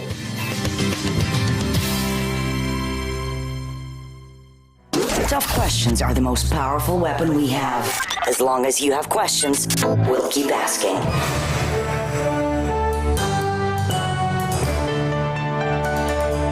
Radio Sputnik, telling the untold. And the answer is Klaus Fuchs, and he features in my follow-up novel, Black Lake, out soon. Mrs. Galloway, out soon.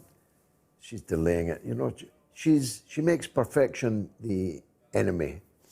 She seeks total perfection in artwork and so on, and it's partly delayed what I announced a couple of weeks ago. The book, Black Lake, successor in the Queensway series, will be available very soon indeed, as soon as she's finished the cover. Let's go to Kurt. Where is that? Where are you, Kurt? I'm Germany, in Haaren, in Germany. You're most welcome, sir. Go ahead. Yeah, thank you. Well, you said you didn't expect this attack. Well, I did, because Putin said one way or the other, he wanted to have a deal. He wanted to have a security situation for Russia, and he didn't want to take it that he was taken into the swamp. And that was exactly what I did. And here is my thesis. Maybe you can say what you think about it. Okay. You know that the government of the United States that are back in power are counterproductive, regime change warmongers. They destroyed Iraq, they destroyed Libya. It's all about regime change. You know, there was a deal, a very easy deal. Ukraine could have been neutral. The Minsk treaties could have been respected. And together, Russia and Europe would build up Ukraine. And Ukraine would not become member of NATO, but keeps its sovereignty. You know, if Texas should become independent of the United States, America would never respect that it would make a military deal with Russia. So here it is. You know, they deliberately obstructed the deal because they wanted this invasion. Because what sort of a president you are, that you send in untrained people with Molotov cocktails, with machine guns, to Russian soldiers who are well trained. You know, they want a massacre just like they did in 1979. They also provoked the Soviet Union to invade Afghanistan because they were stirring up problems. So then the Soviet Union made a mistake of going in. And these sick people in the United States really think that this will topple the regime in Russia. Because at the end of it, it is an ideological conflict. You know, Russia is now a patriotic, national, religious, conservative, fossil fuel country. And that is, of course, opposed to that so-called progressive, liberal, woke it's a globalist's nightmare, Kurt. Thanks for the call. I agree with everything that you said. Alex is in Finland. Let's hear from him. Go ahead, Alex. Hello, George. I'm actually from Ayrshire. Myself, I'm from Ayr, but I live in Finland. How amazing is that? And as soon as you started speaking, I knew you were Scottish, but Ayr, my goodness. Yeah, I'm from the very town of Ayr. Wonderful. Go ahead, actually, sir. I've been listening to you for years, and it's really great to finally get a chance to talk to you. Thank you. I just want to say the situation in Finland, for us, we are neutral. We're a neutral country. So for us, we just do nothing at the moment. We don't want to antagonize Russia. We don't want them to come here because we have history with Russia. My wife is Finnish. Her grandparents are originally from the town of Viipuri, which is now called Viborg. And the Russians, the Soviets, they came in for no good reason, just like they've gone into Ukraine right now. And they kicked people out of their homes. And in my opinion, the Russians should get out of Ukraine right now, and they should just leave Ukraine to their own business. I've been to Ukraine, я говорю по-русски, and I have Russian friends, and they are all against this war, very much so. And if there are ethnic Russians in Ukraine, and they feel like they're being persecuted, Russia should be a force of good. They should open up their cities. They should give them money. They should repatriate them to Russia. And so you want the people of Eastern Ukraine to get out of Ukraine and go. Nobody wants them to get out. That's what you just said, Alex. No, I don't. Sorry, want them to it's go. all captured on. It's all captured on tape now, son. That's what you just said. Nobody wants them to go. That the people of Eastern Ukraine should go back to Russia. That's what you just said. Yeah, no, Russia has problems. Yeah, as well. but Alex, be gone. Doc is in Montrose. Let's hear from him. Go ahead, Doc. Oh, good evening, George. Nice to hear someone from Montrose, my goodness. Oh, yes, local. Yeah. Go ahead, Doc.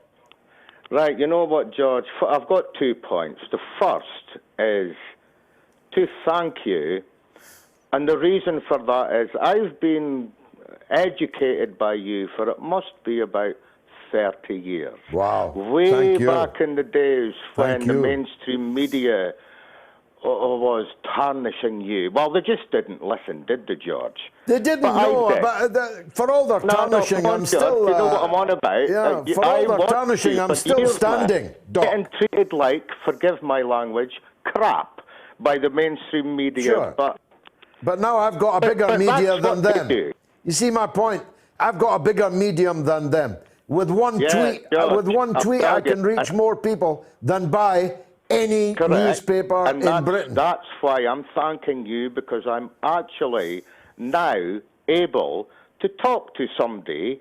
I have seen, I know what you look like. You haven't got a clue what I look like, man. No, although I've got relatives in Montrose, so maybe we've bumped into each other. Oh, my goodness me. They probably know me. Anyway, I do have a question, by the way. Go ahead. Now, I just find out, and thank you for educating me, man. I just found out, just in the last couple of days, and I found it rather strange, that Putin has done the nuclear high alert, and at the same time, pretty much in the same day or two, there's going to be talks. Now, I'm interested on your view about where do you think that might be going? Well, I think if the Ukraine was allowed by its American puppet master to negotiate properly, it would be easy to come to a deal. After all, the Russian demands, as I said in my monologue at the beginning, are very simple and restricted. They are, one, that Ukraine is a neutral country, i.e. does not join NATO. Correct. And two, that the rights of the people of Eastern Ukraine to their self-determination are accepted. Now, I supported that last week, and I think the Ukrainian government will have to agree to it next week. So all of this was unnecessary in that case. Of course, absolutely unnecessary. And you know what? Like I've been now when I need to see what the mainstream media are up to, every single channel, even Fox, man. And you did mention Tucker, and I've got a lot of respect for Tucker, right, Carlson. Yeah. But they've been promoting this conflict, whereas you made it clear to me last week, because I didn't know until last week. The Ukraine have been at loggerheads since, what is it, 2014, George? 2014, yeah. Yeah, well, I was unaware of that. And a lot of people, like you said, the sheep with their heads down, they don't understand that. No, you're right. I know, it's a shame. And you're right, and Doc. The fact that people don't know that Russia's European. Well, look, that guy fell right into that trap. The Asians. They're not Europeans, they're Asian. Russia's the biggest country in Europe. Moscow is the biggest city in Europe. But they want to other them. They're Asians. Just before I go, George. Yeah, quickly. The Ukraine is one of the biggest countries in Europe with resources. Absolutely, Doc. Got to go because I've got to get one more call in before the break. Federico is in Canada. Go ahead, Federico. Oh, hello, George. Hello, Nice sir. to Go hear ahead. you. Yes, I was just wanting to tell you that RT has been suspended in Canada. As of this morning, I couldn't find it any longer. Actually, 2 days ago. It's not working anymore in Canada. Mind you, you are talking about a country where you can be convicted of giving a donation to a Canadian trucker to have a peaceful protest, but you can send money directly into a war zone to sponsor a piece of military hardware. I mean, Canada is in a rapid metamorphosis from the nicer, gentler North American country to one of the most disrespected in the world. That's absolutely true. And not only that, even though they removed this emergency act, the intelligence cooperation, whether with the United States and Canada, within Canada, it's going to carry on. To the point that even my YouTube channel has been censorship. My last video was taken off the platform YouTube because I spoke about the Canadian Constitution and the Canadian Charter of Rights and Freedoms, just cooperating with the people to understand what we're facing through. Yesterday in the marches, we were not harassed. Canadians are very peaceful on this matter, and we show solidarity also, of course, for the Ukrainian people in this circumstance. But as your previous guests have explained, it is important for us, the country and the world, to understand that this is a takeover for corporate state, as was explained by Chris Hedges many years ago. And we cannot tolerate that, or the boys and girls from the World Economic Forum are going to get away with everything they want. Quite. And George Soros is very busy, as is the World Economic Forum. Thanks very much, Federico, for that. It appears that banning and censorship is spreading like wildfire, as indeed it did before this Ukraine crisis occurred. People have been being banned off social media. They've been kicked out of the public square. The President of the United States himself, Donald Trump, when he was president, sitting in the White House, was kicked off all social media. The story about Hunter Biden's corrupt relationship with the Ukrainian oligarchs was absolutely wiped from the public square. It was banned from every piece of architecture in the public square and by big tech. And yet all of it was true. And because it was true, they didn't allow the public in the United States to know about it, because it might have affected their vote. They might not have been ready to elect a guy that can't tie his house coat, can't find his way to the bathroom during the night. And he does have to go to the bathroom, as the Pope already knows, sometimes in a hurry. They might not have been prepared to elect such a person if they'd known the truth about Hunter Biden. I can't help thinking that Donald Trump would have handled this whole thing better than Biden. And so the second poll this evening, which you can now vote on, would Trump have handled the Ukraine crisis better than Biden? Coming up in the next hour, it's my colleague from America, Faran Fronzcak, who's not just a great television presenter, she's a stand-up comedian, and award-winning one as well. Not that there's many laughs to be had in the current situation, but you never know. A comedian became president of the Ukraine. Maybe Faran can make it into the White House. Okay, it's the news with Jamie Lowe.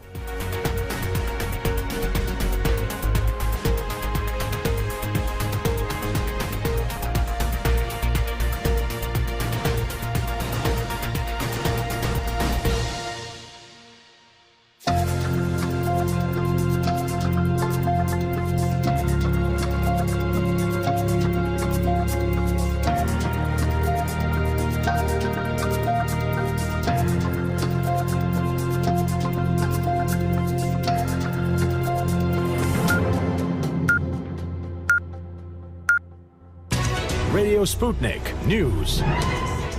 Russia and Ukraine have agreed to meet tomorrow to try to bring an end to the fighting, according to reports. The meeting is scheduled to take place on the border with Belarus, the office of Ukraine President Volodymyr Zelensky has said. As yet, there has been no confirmation from Russia. Meanwhile, fierce fighting continues in Ukraine. Russian President Vladimir Putin has ordered his military to put the nation's nuclear deterrence forces on high alert following what he called aggressive statements from NATO. Putin's order follows comments by UK Foreign Secretary Liz Truss earlier today, warning that if Russia's military operation in Ukraine was not stopped, it could lead to a conflict with NATO. White House spokeswoman Jen Psaki condemned the Russian president's decision, suggesting it was part of a pattern of manufacturing threats that don't exist to justify further aggression. Psaki did not comment on Liz Truss's remarks. US media have also warned in recent days that a Russian cyber attack on Ukraine could trigger Article 5, the NATO treaty measure committing allies to joint defence in the event of an attack on one member, if such a cyber action impacts eastern Poland. Russia recognised the Donetsk and Lugansk People's Republic as sovereign states last Monday. On Thursday, Moscow launched a military operation in Ukraine which Putin said is aimed at demilitarising and denazifying the country.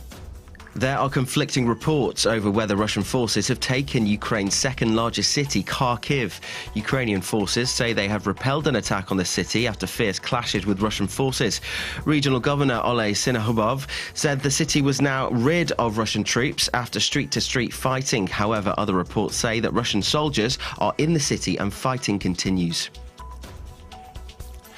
Tens of thousands of Ukrainians are pouring towards neighbouring countries to flee the fighting. In the 4 days since the invasion began, more than 115,000 have crossed into Poland alone, some travelling for more than 2 days, others joining queues 15 kilometres long at border points. Those fleeing are mostly women and children, as all Ukrainian men aged 18 to 60 are being told to stay and fight, in some cases separated from their families. Russian ships could have their access to UK ports restricted under plans being considered at Westminster. It follows concerns that a Russian-owned tanker is due at an Orkney oil terminal within days. Orkney Islands Council has said it is powerless to prevent the NS Champion accessing Flotta oil terminal, despite growing anger on the islands. The tanker is owned by Sovakomflot, a large shipping company, majority owned by the Russian state. It is due at Flotta to collect crude oil on Tuesday, and it has led to calls for the Prime Minister to take action to deny Russian-owned vessels accessing all UK ports.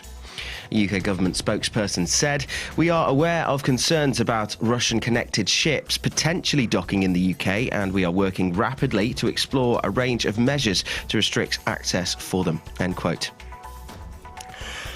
Russian airlines face a near-total airspace blockade to the country's west after an EU official said most European countries are set to impose flight bans. A formal decision is expected on the measure later today. One by one, European countries said that they were closing their airspace, including Germany, for 3 months. With airspace curbs over Ukraine, Russian flights now have few route options for westbound journeys. Departure boards at Moscow's Domodedovo and Sheremetyevo airports showed dozens of cancellations on Sunday, including flights to Paris, Vienna and Kaliningrad. Russia's central bank has issued an appeal for calm amid fears that new financial sanctions could spark a run on its banks. It said it has the necessary resources and tools to maintain financial stability and ensure the operational continuity of the financial sector. The EU, US, UK and Canada have announced that the assets of Russia's central bank will be frozen. Some Russian banks will also be excluded from the SWIFT payment system. On Friday, Russia's central bank was forced to increase the amount of money it supplies to ATMs after demand for cash reached the highest level since March 2020. Russia's central bank has reserves of around $630 billion. That's £470 billion. The aim of sanctions against the Bank of Russia would stop it from selling assets overseas to support its own banks and companies. Russian-made alcohol is the latest target in a growing backlash in the United States over the country's invasion of Ukraine. So far, officials in Ohio, Utah and New Hampshire have called on liquor stores to remove Russian-made or Russian-branded products from its shelves, a move that largely targets vodka since it's most associated with the country. Elsewhere, oil giant BP announced plans to offload its 19.75 stake in state-owned Russian oil giant Rosneft. The firm's chief executive, Bernard Looney, is also resigning from from Rosneft's board. A statement from BT said that Russia's invasion of Ukraine caused it to fundamentally rethink BP's position with Rosneft. And finally, a suspect has been arrested for illegally stealing a crossbow by stuffing it down his trousers in Florida. Darren Durant was shown on CCTV at the True Value store earlier this month. The 46-year-old can be seen walking into the shop with a crutch before taking a pair of cutting tools and removing the security tag on a Raven Rio crossbow. He's then seen shoving the weapon down the front of his trousers before walking out. Amazingly, he made it out of the shop but was arrested a few days later in the car park of a nearby store. And that's the latest. You're up to date. The mother of all talk shows continues next.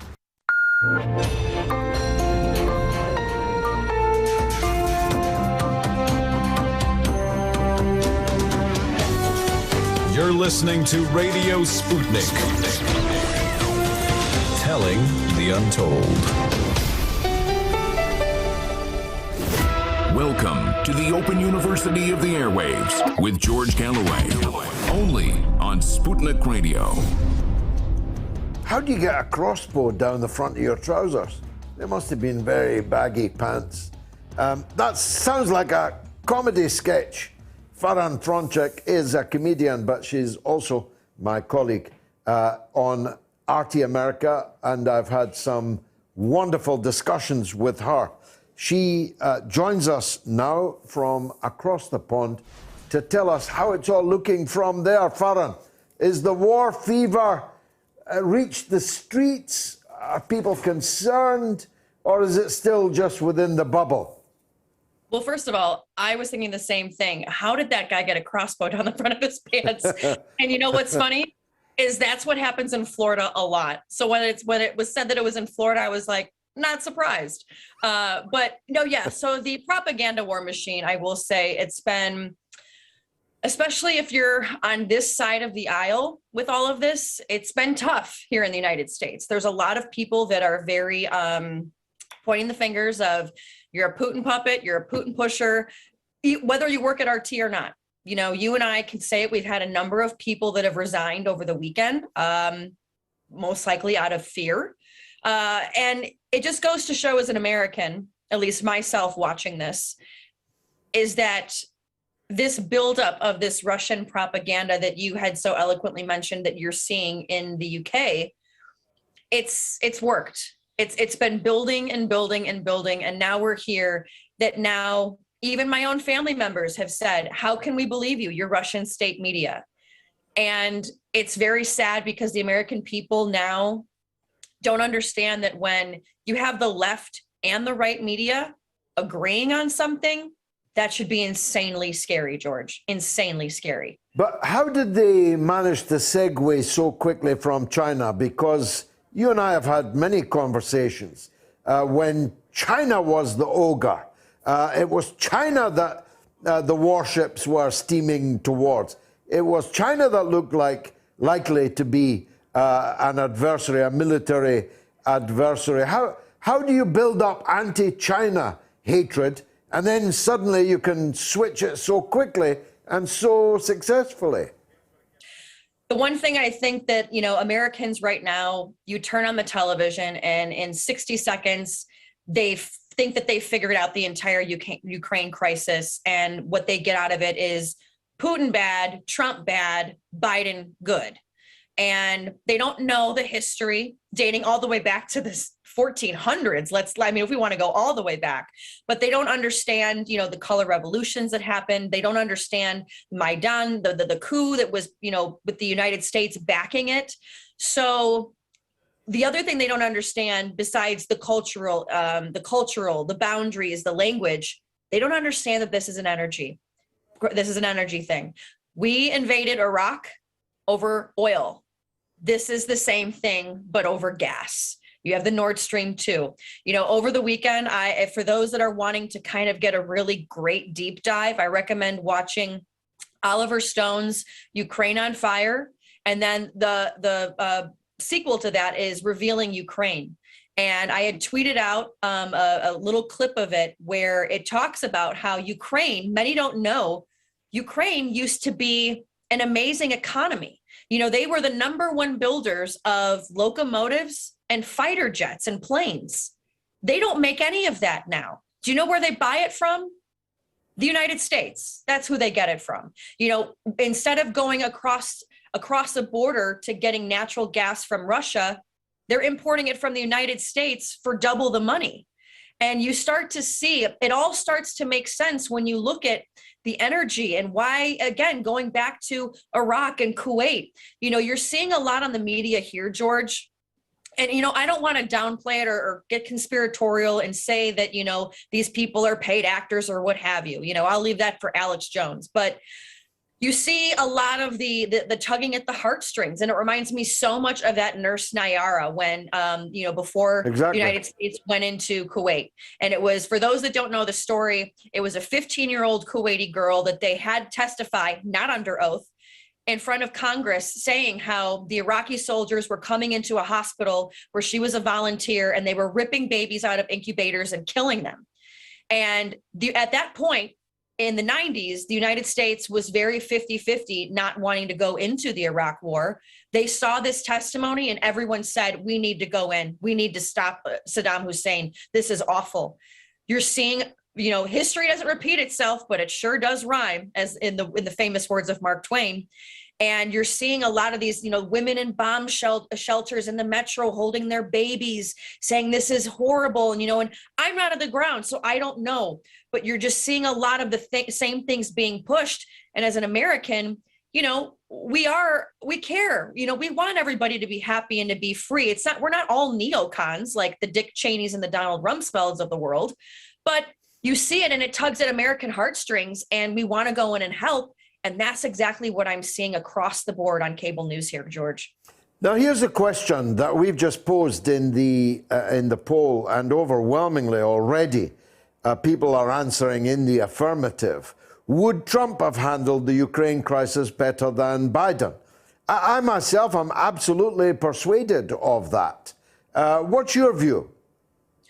I absolutely have to agree with that as well. You know, the one thing that's not being talked about here that when it comes to energy is Hunter Biden and John Kerry's stepson, who both of them were on the board at Burisma. Notice how John Kerry is pivoting and saying we need to talk about climate change. Maybe because his stepson might have a little bit to do with this, as well as Hunter Biden with Burisma. You know, but again, I go back to, you know, another one is the Putin interview with Oliver Stone, where he sits and talks. And the narrative so much that you hear is that Putin wants to bring the Soviet Union back together. That's his big thing. Little do you know, when you sit and Oliver Stone talks to him, you find out he grew up very poor. His mother worked in a factory. His father was injured in World War II. He saw how a lot of the economy was getting sucked dry because of the Soviet Union. And when, you know, the Soviet Union broke apart, and then he reluctantly took the position and ran as president after Yeltsin, he went from the GDP where people were making $700 a year to $29,000 a year. If you want to talk about make America great again with Trump, that's what Putin did in the 2000s with Russia, where they were making their own energy. They were becoming more independent. And a lot of people, you know, he had massive popularity because of that, very much in the same way as Trump. And I think Trump wanted, you know, he sanctioned the Nord Stream 2, and then Putin got rid of it. And I think the reason that he did was to kind of be able to dangle Ukraine, you know, as Oliver Stone mentions, you know, I fear for Ukraine and I feel bad for Ukraine because they are literally a puppet to the United States just to keep poking the bear with Russia. And I think with what happened with Putin, he finally said enough is enough. I think that Trump being the deal maker, the art of the deal and all that, he would have, first of all, he wouldn't not be speaking. Biden is not prepared to call Putin. He's not prepared to talk to him, maybe because he's incoherent, I don't know. But Trump would have been on the phone. Trump probably would have been in Geneva meeting Putin. He would have done a deal that had something in it for everybody, maybe even for him. But this drift towards what could be cataclysmic war is taking place on Biden's watch, when his son is up to his neck with these oligarchs in Ukraine. does anybody in the US know the Hunter Biden story, or have they successfully wiped that? It's been successfully wiped. And you saw with the New York Post, when they tweeted it out, how Twitter, the first thing they did was take it down, which just goes to show, you know, media, United States, the media, all of it, they're all together on the same side of this. And it is strictly anti-Putin, anti-Russia. You're seeing also too the pull of vodka, and you had here, there's a restaurant called the Russian House that has nothing to do with anything, and people are attacking it, throwing rocks through the window. Americans have a funny way of trying to, it's almost like FOMO, the fear of missing out on a world issue, where, remember when France went against the United States and we changed our French fries to freedom fries because we thought we were doing something good? The same thing is happening with this. But again, Americans have no idea because they just have the 60-second quick summation. And it's, again, Putin bad, Russia bad, Ukraine good, Biden good. And nobody understands that Hunter Biden has a place in this. Victoria Nuland, you look at the 2014 coup, it happened, and Maidan happened around February under the Obama administration, but with the same players. Isn't it ironic that the same players are back in power, and this is now happening at the end of February, the very same time that it did 8 years ago? It is remarkable, and it's not a coincidence at all.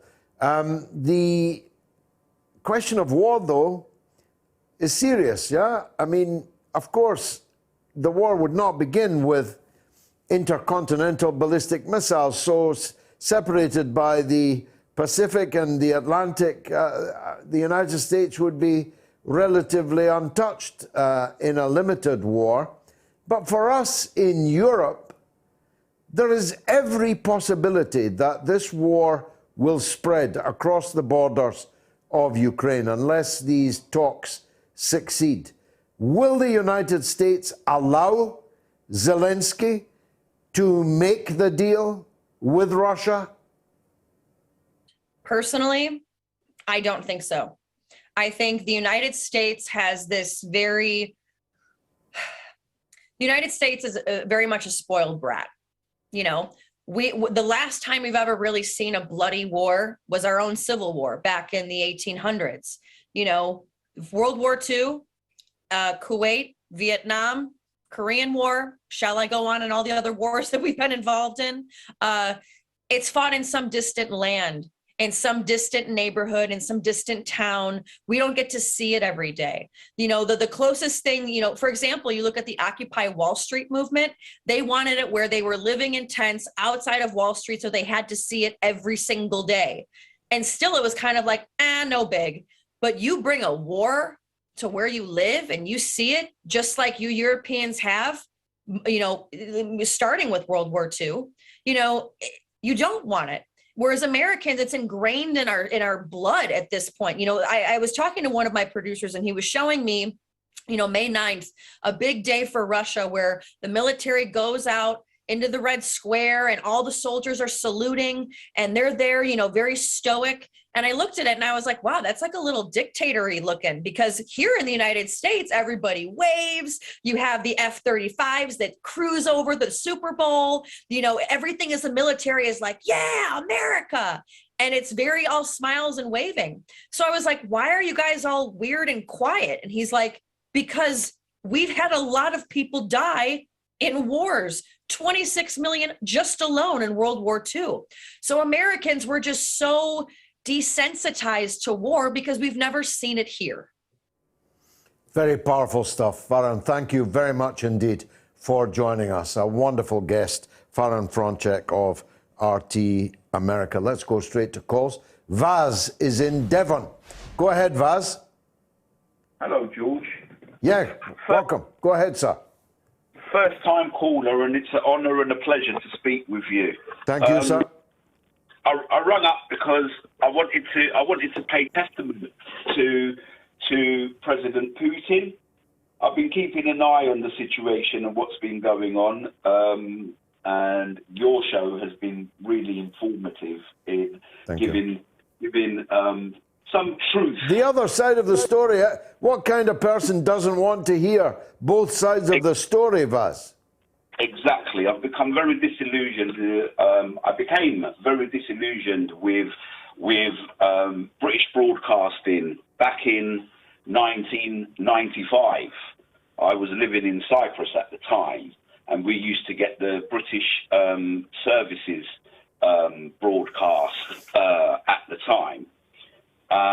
And the war was going on in Yugoslavia, and I remember quite distinctly that there was a train that was bombed by NATO forces, and the British media take on that was that only 3 people accidentally died. Whenever the West kills innocent civilians, it's always either an accident or it's friendly fire. It's never looked upon as the atrocity that it really is. Within half an hour, we switched the channel, being Cypriot, and we watched the Cypriot news, who showed the same incident and showed dozens and dozens of corpses lying on the side of the track, and then it came out eventually that there were over 100 people that had died in that incident. So I became very disillusioned and realised what the media was about back then. But the reason I've called you is because I am shocked at the restraint of the military action that Russia has taken towards the Ukraine, given what has been going on in the east of the country. I hope that continues, but you're right to point it out. It has been extremely limited, the military action. That's why there's no footage. That's why they've got to make up footage. Well, but even the small amount of footage that they do show, when they show the reporters like sat in Kiev, and you look around and the city is still intact. There aren't buildings on fire. There isn't plumes of smoke going up all over the place. Yeah. When we went into Iraq, it was called Dock and Ore. Tell me about it. Vaz, thanks. Great call. Dave is in Manchester, though, with a different point of view. Let's hear it. Dave, go ahead. Evening, George. Can I just echo the previous caller and the lad from Montrose? Every time I listen to you, I get educated. Thank you, sir. Well, I'm just worried. I was at your David Kelly show. Oh, yeah. And I did ask you the question. There's a couple of those coming up, actually. What was your question?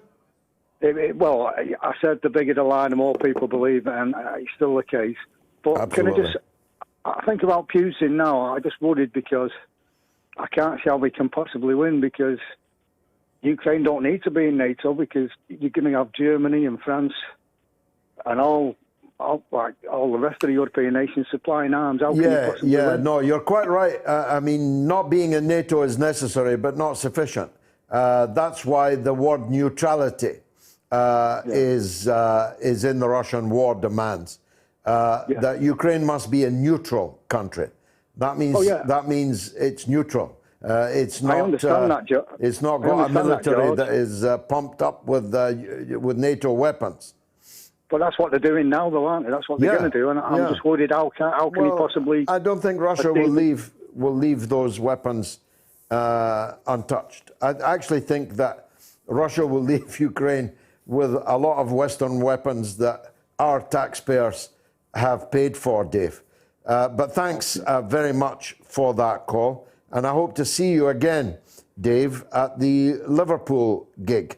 Although there's only, actually, I think 2 tickets left, is it? 2 or 3 max tickets left for the Liverpool gig. I'll be there at the theatre. Is it the Hope Street Theatre? Yeah, in Liverpool. There's the details. Do come along if you snap up the last 3 tickets. If you don't, then it's Oxford the following month. So I think we're talking April in Oxford, 25th of April in Oxford Town Hall. Now, I've had some of my greatest public meetings in Oxford Town Hall, at least 2 of them. And I hope this will be in the same vein. So get your tickets now for the Oxford Town Hall for Killing Kelly, plus a Q&A with me. Can I squeeze in Danny in Glasgow? Go ahead, Danny. Go ahead. Hi, George. Hi, good to hear from you. What would you like? Hi.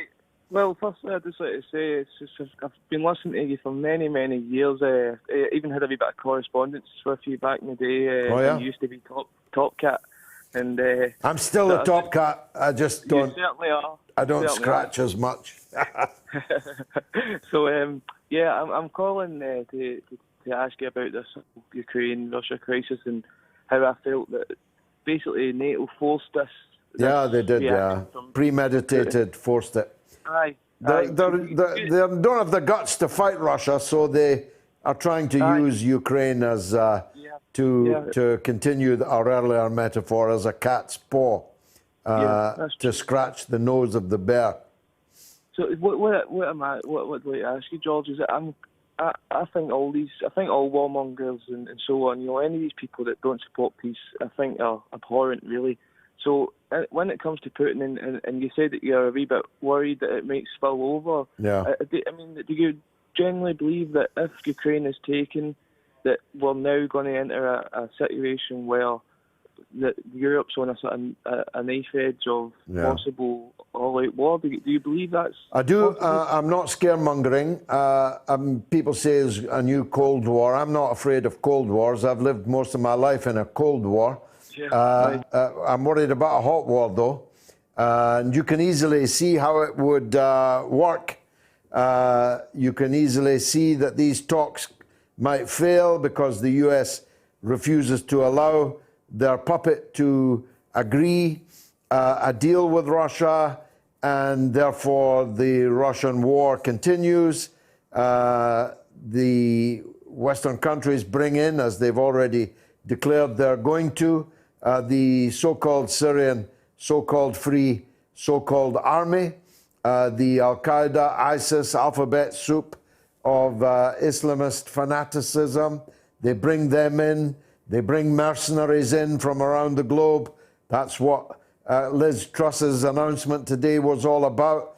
And you get then a terrorist campaign against the Russian authorities in Ukraine. Russia can't leave, but can't stay. If it stays, it's got blood flowing everywhere. You can easily see how that would run out of control, Dan.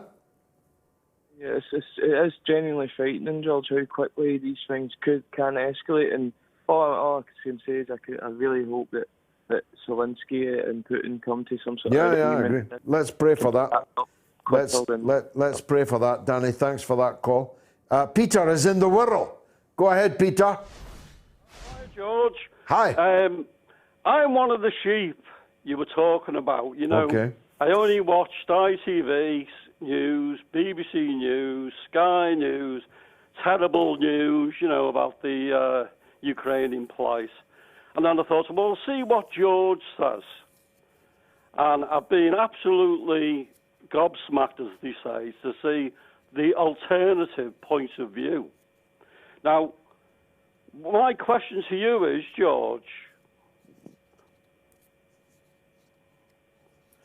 Yeah, I'm fascinated by your call. Go ahead. Okay, my question to you is, why don't ITV, Sky, who are supposed to be neutral, and BBC ask you on, or people like you, and to give the alternative point of view? Because they want the people to behave like sheep, Peter. First of all, I'm very touched by what you said, and I'm glad that what I've said tonight has made an impact on you, and I hope on others that might be watching this and have their eyes opened by what I'm saying. But of course, Sky and the BBC want you to be ignorant because they want to manufacture consent for the Anglo-American policy in the region, just like they did. Now, forgive me for assuming this, but I'm assuming you were around during the Iraq War. And, yes, I was, yes. And therefore you'll remember the job that was done, the propaganda, job that was done was phenomenal. Well, I used to watch Question Time, and you were the only one arguing against it. Yes, and now the chance of me being on Question Time is vanishingly small. They have to keep me off their platforms, Peter, because I can convince people, as you've already kindly said. I can persuade people that they're being lied to. So why risk it? But here's the paradox, Pete. I've got a bigger audience for this show right now. In fact, I've got 5 times bigger audience with this show than I ever would on Question Time. Hallelujah. Sing hallelujah, Peter in the world. God bless you and yours. I appreciate it very much. In 1985, the longest running industrial dispute in Britain was called off after a year. Who were the strikers? A, miners, B, seamen, C, train drivers. It's 1985. The longest running industrial dispute in Britain was called off. Who were the strikers? Do I have a break? Let's take it. Radio Sputnik. You have to remember back in 2002, 2003, there was a wish by George Bush for regime change. That's what was driving him. Nothing to do with weapons of mass destruction, which of course didn't exist in Iraq. So they had to construct some sort of formula, some sort of cover story in order to persuade the British public that intervention in Iraq was right. Now, David Kelly, as an expert in weapons of mass destruction, knew that this was untrue. He knew that there were probably no weapons of mass destruction in Iraq. That was a guy that could have brought down, the whole system. I reckon you're chaff. You've been thrown up to divert our probing. The Foreign Affairs Select Committee, that parliamentarian briefing, I think that was an indignity to him. We saw it on the news, and my very first thought was shock. Oh my God, you know, this man is in the eye of the media hurricane. He should be protected by that at least. You've got that on your hands, Prime Minister. Are you going to resign over this? I don't know the details of how Lord Hutton happened to be selected, but what was certainly the case is that he was the right kind of judge to use from the point of view of Downing Street and the intelligence services as well. Of the 21 days of hearing, only one half of one day was spent on discussing the forensic aspects. That is disgusting. We were given the Hutton report the day before it was published, but actually what happened was he went too far. The events of 2003 were disgraceful ones in this country's history, and it's unfinished business.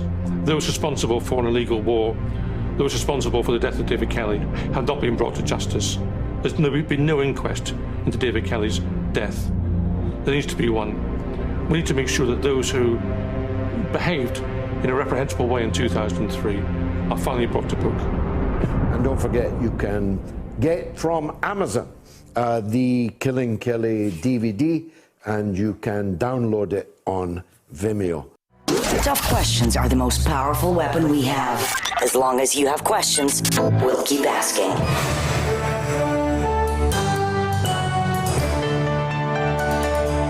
Radio Sputnik. Telling the untold. And the answer, of course, is the miners. Now, bizarrely, you remember that fella that rose from the dead, Bernie Gores, the CNN journalist that was killed in Afghanistan in 2016, and then he was killed again in Ukraine in 2022, and I said, R.I.P. Bernie again. Well, actually, he's alive. Or rather, the man in the picture is alive, but his name isn't Bernie Gores. It's Geordie Jordan, and he's a very successful gamer. And he wants it to be known that he was never killed, either in Afghanistan or in Ukraine. Never mind killed twice. He's alive and kicking, and he's a very successful YouTuber and gamer. Actually, we asked him to come on the show to explain how his image ended up all over the world as Bernie Gores. And he was going to come on, but it was too short notice in the end. We're going to try and get him on next week because I think it's a very interesting story. Sorry.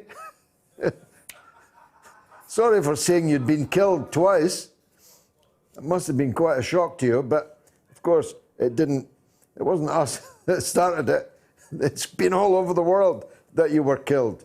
Not once, but twice. So anyway, I'm not actually asking you to rest in peace again, because you're not dead. Would Trump have handled the Ukraine crisis better than Biden? It's pretty overwhelming, actually. Yes, 72%. No, 28% on the Twitter feed. On YouTube, yes, 69%. No, 31%. Telegram, yes, 80%. No, 20%. It's absolutely overwhelming. People think that Trump would have handled all this better than Biden. You may say it's a low bar, but nonetheless. Anyway, news from the podcast this week. We have new subscribers in Uzbekistan and Cape Verde, or Cabo Verde as you are now supposed to call it. This means we've got subscribers in 133 countries. And we've been in the political top 20 in Russia, Cyprus, Qatar, Poland, the Philippines, Singapore, Sweden, and New Zealand. This means that we've had more downloads this week than ever, taking our listenership up 30% this week compared to last week, and we were 38% up in our listenership since January. This is not only because we are one of the best podcasts out there, but part 2 of our Maxwell the Monster podcast series was released on all our podcast platforms after last week's show. The final part will be released when I push the button at the end of tonight's show. Please subscribe wherever you get your podcast from so you can listen to Moats anywhere. And please help this #1 alternative media podcast in the world. Leave us a good review, will you? Now, here's my Telegram channel, and I can't stress this enough. If, God forbid, algorithm finally can't bear the fact that 1 million people are going to watch and listen to this show, you can understand that that might happen. The one place that I can guarantee you from which I will never be removed is my Telegram channel, and it is t.me/George Galloway. t.me/George Galloway. It's free. Subscribe now, please, so that we can never lose touch with each other in any circumstances. Back to the calls. Richard is in New York. Go ahead, Richard. How you doing, George? You're a real stand-up guy, and I love your show. Thank you, brother. Thank you. Yeah. I mean, you know, this country is sickening. It's disgusting. The hypocrisy, there's no end. And well, your country and mine, mate. Yeah, but you're the junior. What was his name? Blair was the lapdog. Yeah. Who sat on George Bush's lap. Yeah, exactly. He thought he was the president's brain, I should tell you. Yeah. Anyway, go on. I'm telling you. Yeah, and I'm glad. You know, they stopped RT in New York. I saw it yesterday. They knocked it off. But I went through YouTube and I picked the channel up that way. Yeah. This is 2022, Richard. I mean, this is the home of the brave and free. You know, exactly. We're exceptional. We're the exceptional people. I mean, you know, you've got to laugh. Realize that. You've got to laugh. It's it's really tough. I tell you. You know, I've been going through this forever. You know. Living in this country, people thinking that the FBI and CIA. You should link up with Caleb Mopan in New York. Caleb is a good friend of mine. He's got his own political outfit. You should link up with him. He's the man that's laying out the alternative. How would I get in contact with him, George? Well, on Twitter, Caleb, Caleb, Mopan, Meupin. That would be your best bet. But he's on RT America. I know that'll be harder to get now, but you can still get it. Yeah, I mean, great. That's great to know, because it's a dry, it's a desert over here, Yeah. It's amazing how dumbed down they made Americans, It's amazing, how they Yeah, keep you've falling got for all to take that your hat shit. off to it. As I said the other day, watching them at work, it's awesome, really.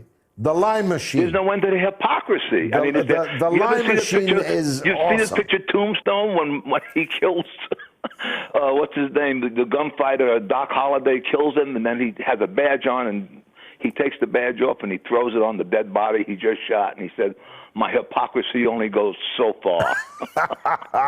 Absolutely brilliant. Richard, God bless you. Thanks. Jonathan's in California. Go ahead, Jonathan. Hey, George. Thank you for having me on. I'm in communist California. My question is, if we were to expel Russian banks from the SWIFT system, specifically the Russian central bank, what would that do to foreign currency, specifically the U.S. dollar? Would that raise the U.S. dollar with strengthening, or would that devalue the U.S. dollar more? I'm just trying to figure out if, gold and silver is a proper way to escape from the whole fiat system, especially if we kick out the Russian central bank. Well, that's a very good question. Russia has taken a belt and braces approach. It has been buying gold like Billio. It has massively enhanced its gold holdings, as has China. And it has massively enhanced its holdings in foreign currencies. Precisely because a rainy day like this might happen. But I don't know Russia's point of view. I don't speak for Russia. But my point of view is this. Kicking Russia out of the SWIFT system would be the best thing that could possibly happen for the world, because it will rapidly hasten the end of the dollar hegemony. At this moment, everybody has to use the dollar as its reserve currency. Because the US owns and controls the SWIFT system, everything has to go through them. And however briefly, it's held in dollars. And we can't go on like that. China alone is going to have a bigger economy than the United States very, very soon. So if you add the Chinese economy, the Russian economy, the Indian economy, the Iranian economy, the economy of all these non-aligned countries, if you add all them together, it dwarfs the United States economy. So why should their currency have top dog status? So as I put it earlier today, and I'll do it again, Jonathan, if Russia is kicked out of the SWIFT banking system, and there'll be no use, in my view, saying, well, we'll kick out all the Russian banks except one, the one that Germany needs to use to buy Russian gas. 45% of all gas in Germany is from Russia. Because I think Russia will take the view, we're all in the SWIFT system, or none of us are in. But if Russia is kicked out of the SWIFT, then the only way you'll be able to buy oil, or gas, or neon, or minerals of any kind, or even a plate of borscht. The only way you'll be able to buy it is to get on a train, because there'll be no flights, and with gold bars in your bag, and head to Moscow and hand over the gold. Or you can pay it in Chinese RMB, because China is well capable of having its own SWIFT system. Indeed, it already has the beginning of the petro yuan, the Chinese equivalent of the SWIFT. And people can say to the US and the dollar, be gone. We no longer want to deal in dollars. So my view is that in this SWIFT thing, the US has struggled to lift a huge stone. They had to really kick Germany around, to get their agreement to this. They've lifted this huge stone, and it will fall on their own feet. Last word to you, Jonathan. So my last word would be to pretty much go long commodities, go long fertilizer, go long natural gas, oil, just so that Well, I we're can't give safe investment and- advice, of course, but thank you for your point of view. Charles in Hertfordshire. Go ahead, Charles. Good evening, George. Can you hear me? Yes, very clearly. Yes, indeed. Yeah. Basically, ever since this thing started, I've basically been glued to the news, the YouTube, everything, you know? Yeah. And I'm trying to understand what's going on, right? Yeah. And it just seems very, very strange because it's like we keep getting reports that there's this fighting, you know? But There's no the thing pictures of about it. is like, There's no pictures of it. no pictures of it. No. Not only that, it's like it just reminds me of that film. Is it Wag the Dog? You know? Exactly. It's almost a replica of the Wag the Dog. So Russia's fighting with both hands behind its back. It's doing the very minimum. The Ukrainians are claiming their resistance is bringing down planes and sinking ships and killing people, but they didn't manage to take any pictures of it. And the problem is, this is like when you read things like the Daily Mail, Yeah. it convinces you that this is what is actually happening, but Yeah. it's not. You know. Not at all. No, it's a phony war. And I'm just wondering, basically, how can they be allowed to get away with this? Come on, you know the answer to that, Charles. That's the country we live in. We live in a world with a political class so bankrupt that even its media echo chamber is more credible than them. We've got no political leaders. We've got no real journalists. The only journalist we've got is in Belmarsh prison, facing 170 years in a supermax in the United States. His name is Julian Assange. Charles, thanks for the call. Tom is in Virginia. Go ahead, Tom. Hi, George. It's a pleasure. Pleasure's mine, sir. Go ahead. George, the question is pushback. Where can we expect pushback on this diplomatic trap that the U.S. has created for Europe and for Russia? You know, we're looking at European economy about to bust open. There's a threat of a war in Europe. The Europeans have been dominated over these years by the United States consensus that was developed in 1945. And so when are they going to start to push back? The pros on this thing is that the European economy could be established on a European basis that would include the Russians. There would be peace. There would be mutuality in an economy like that. The European economy and manufacturing could develop on a European basis, and there would be peace in that.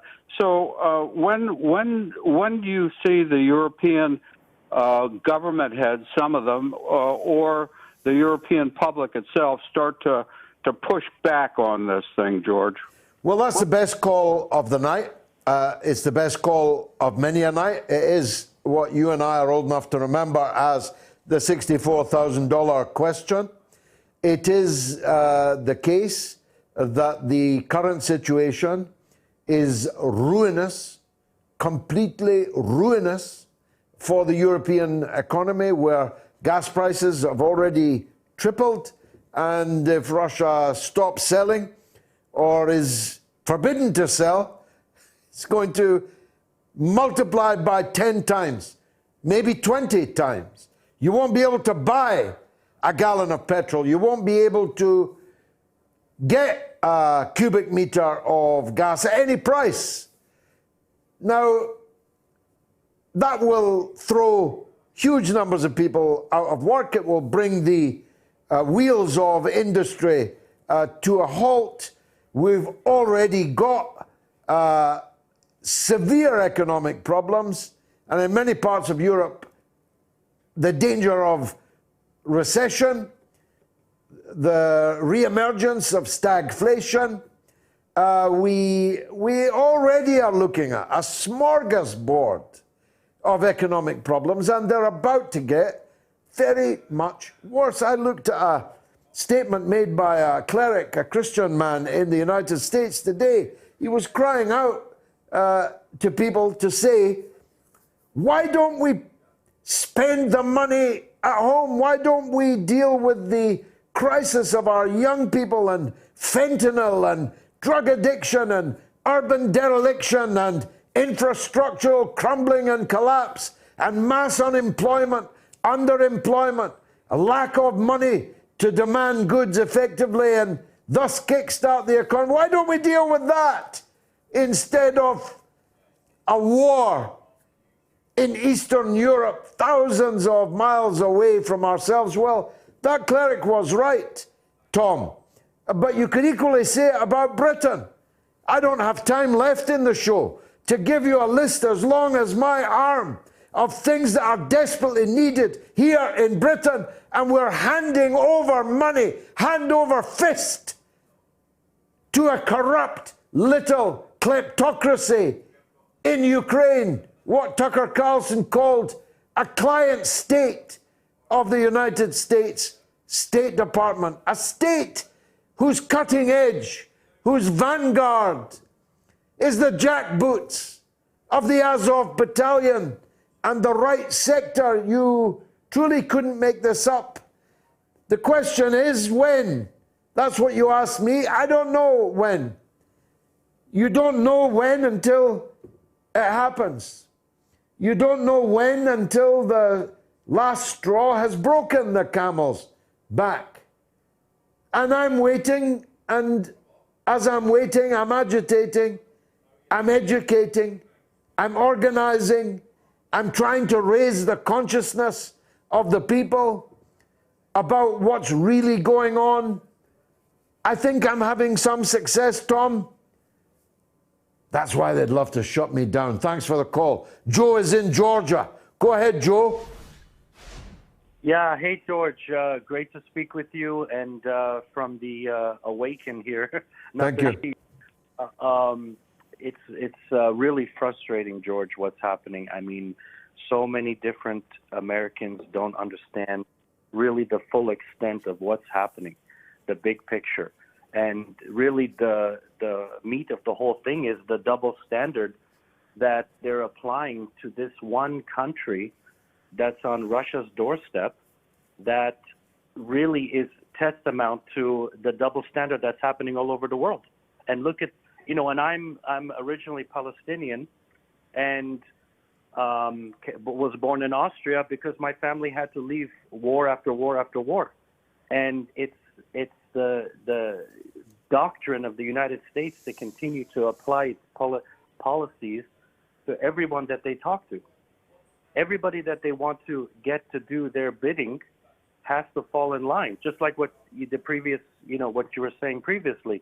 And the frustration is really mounting to the point that they've backed Russia into a corner.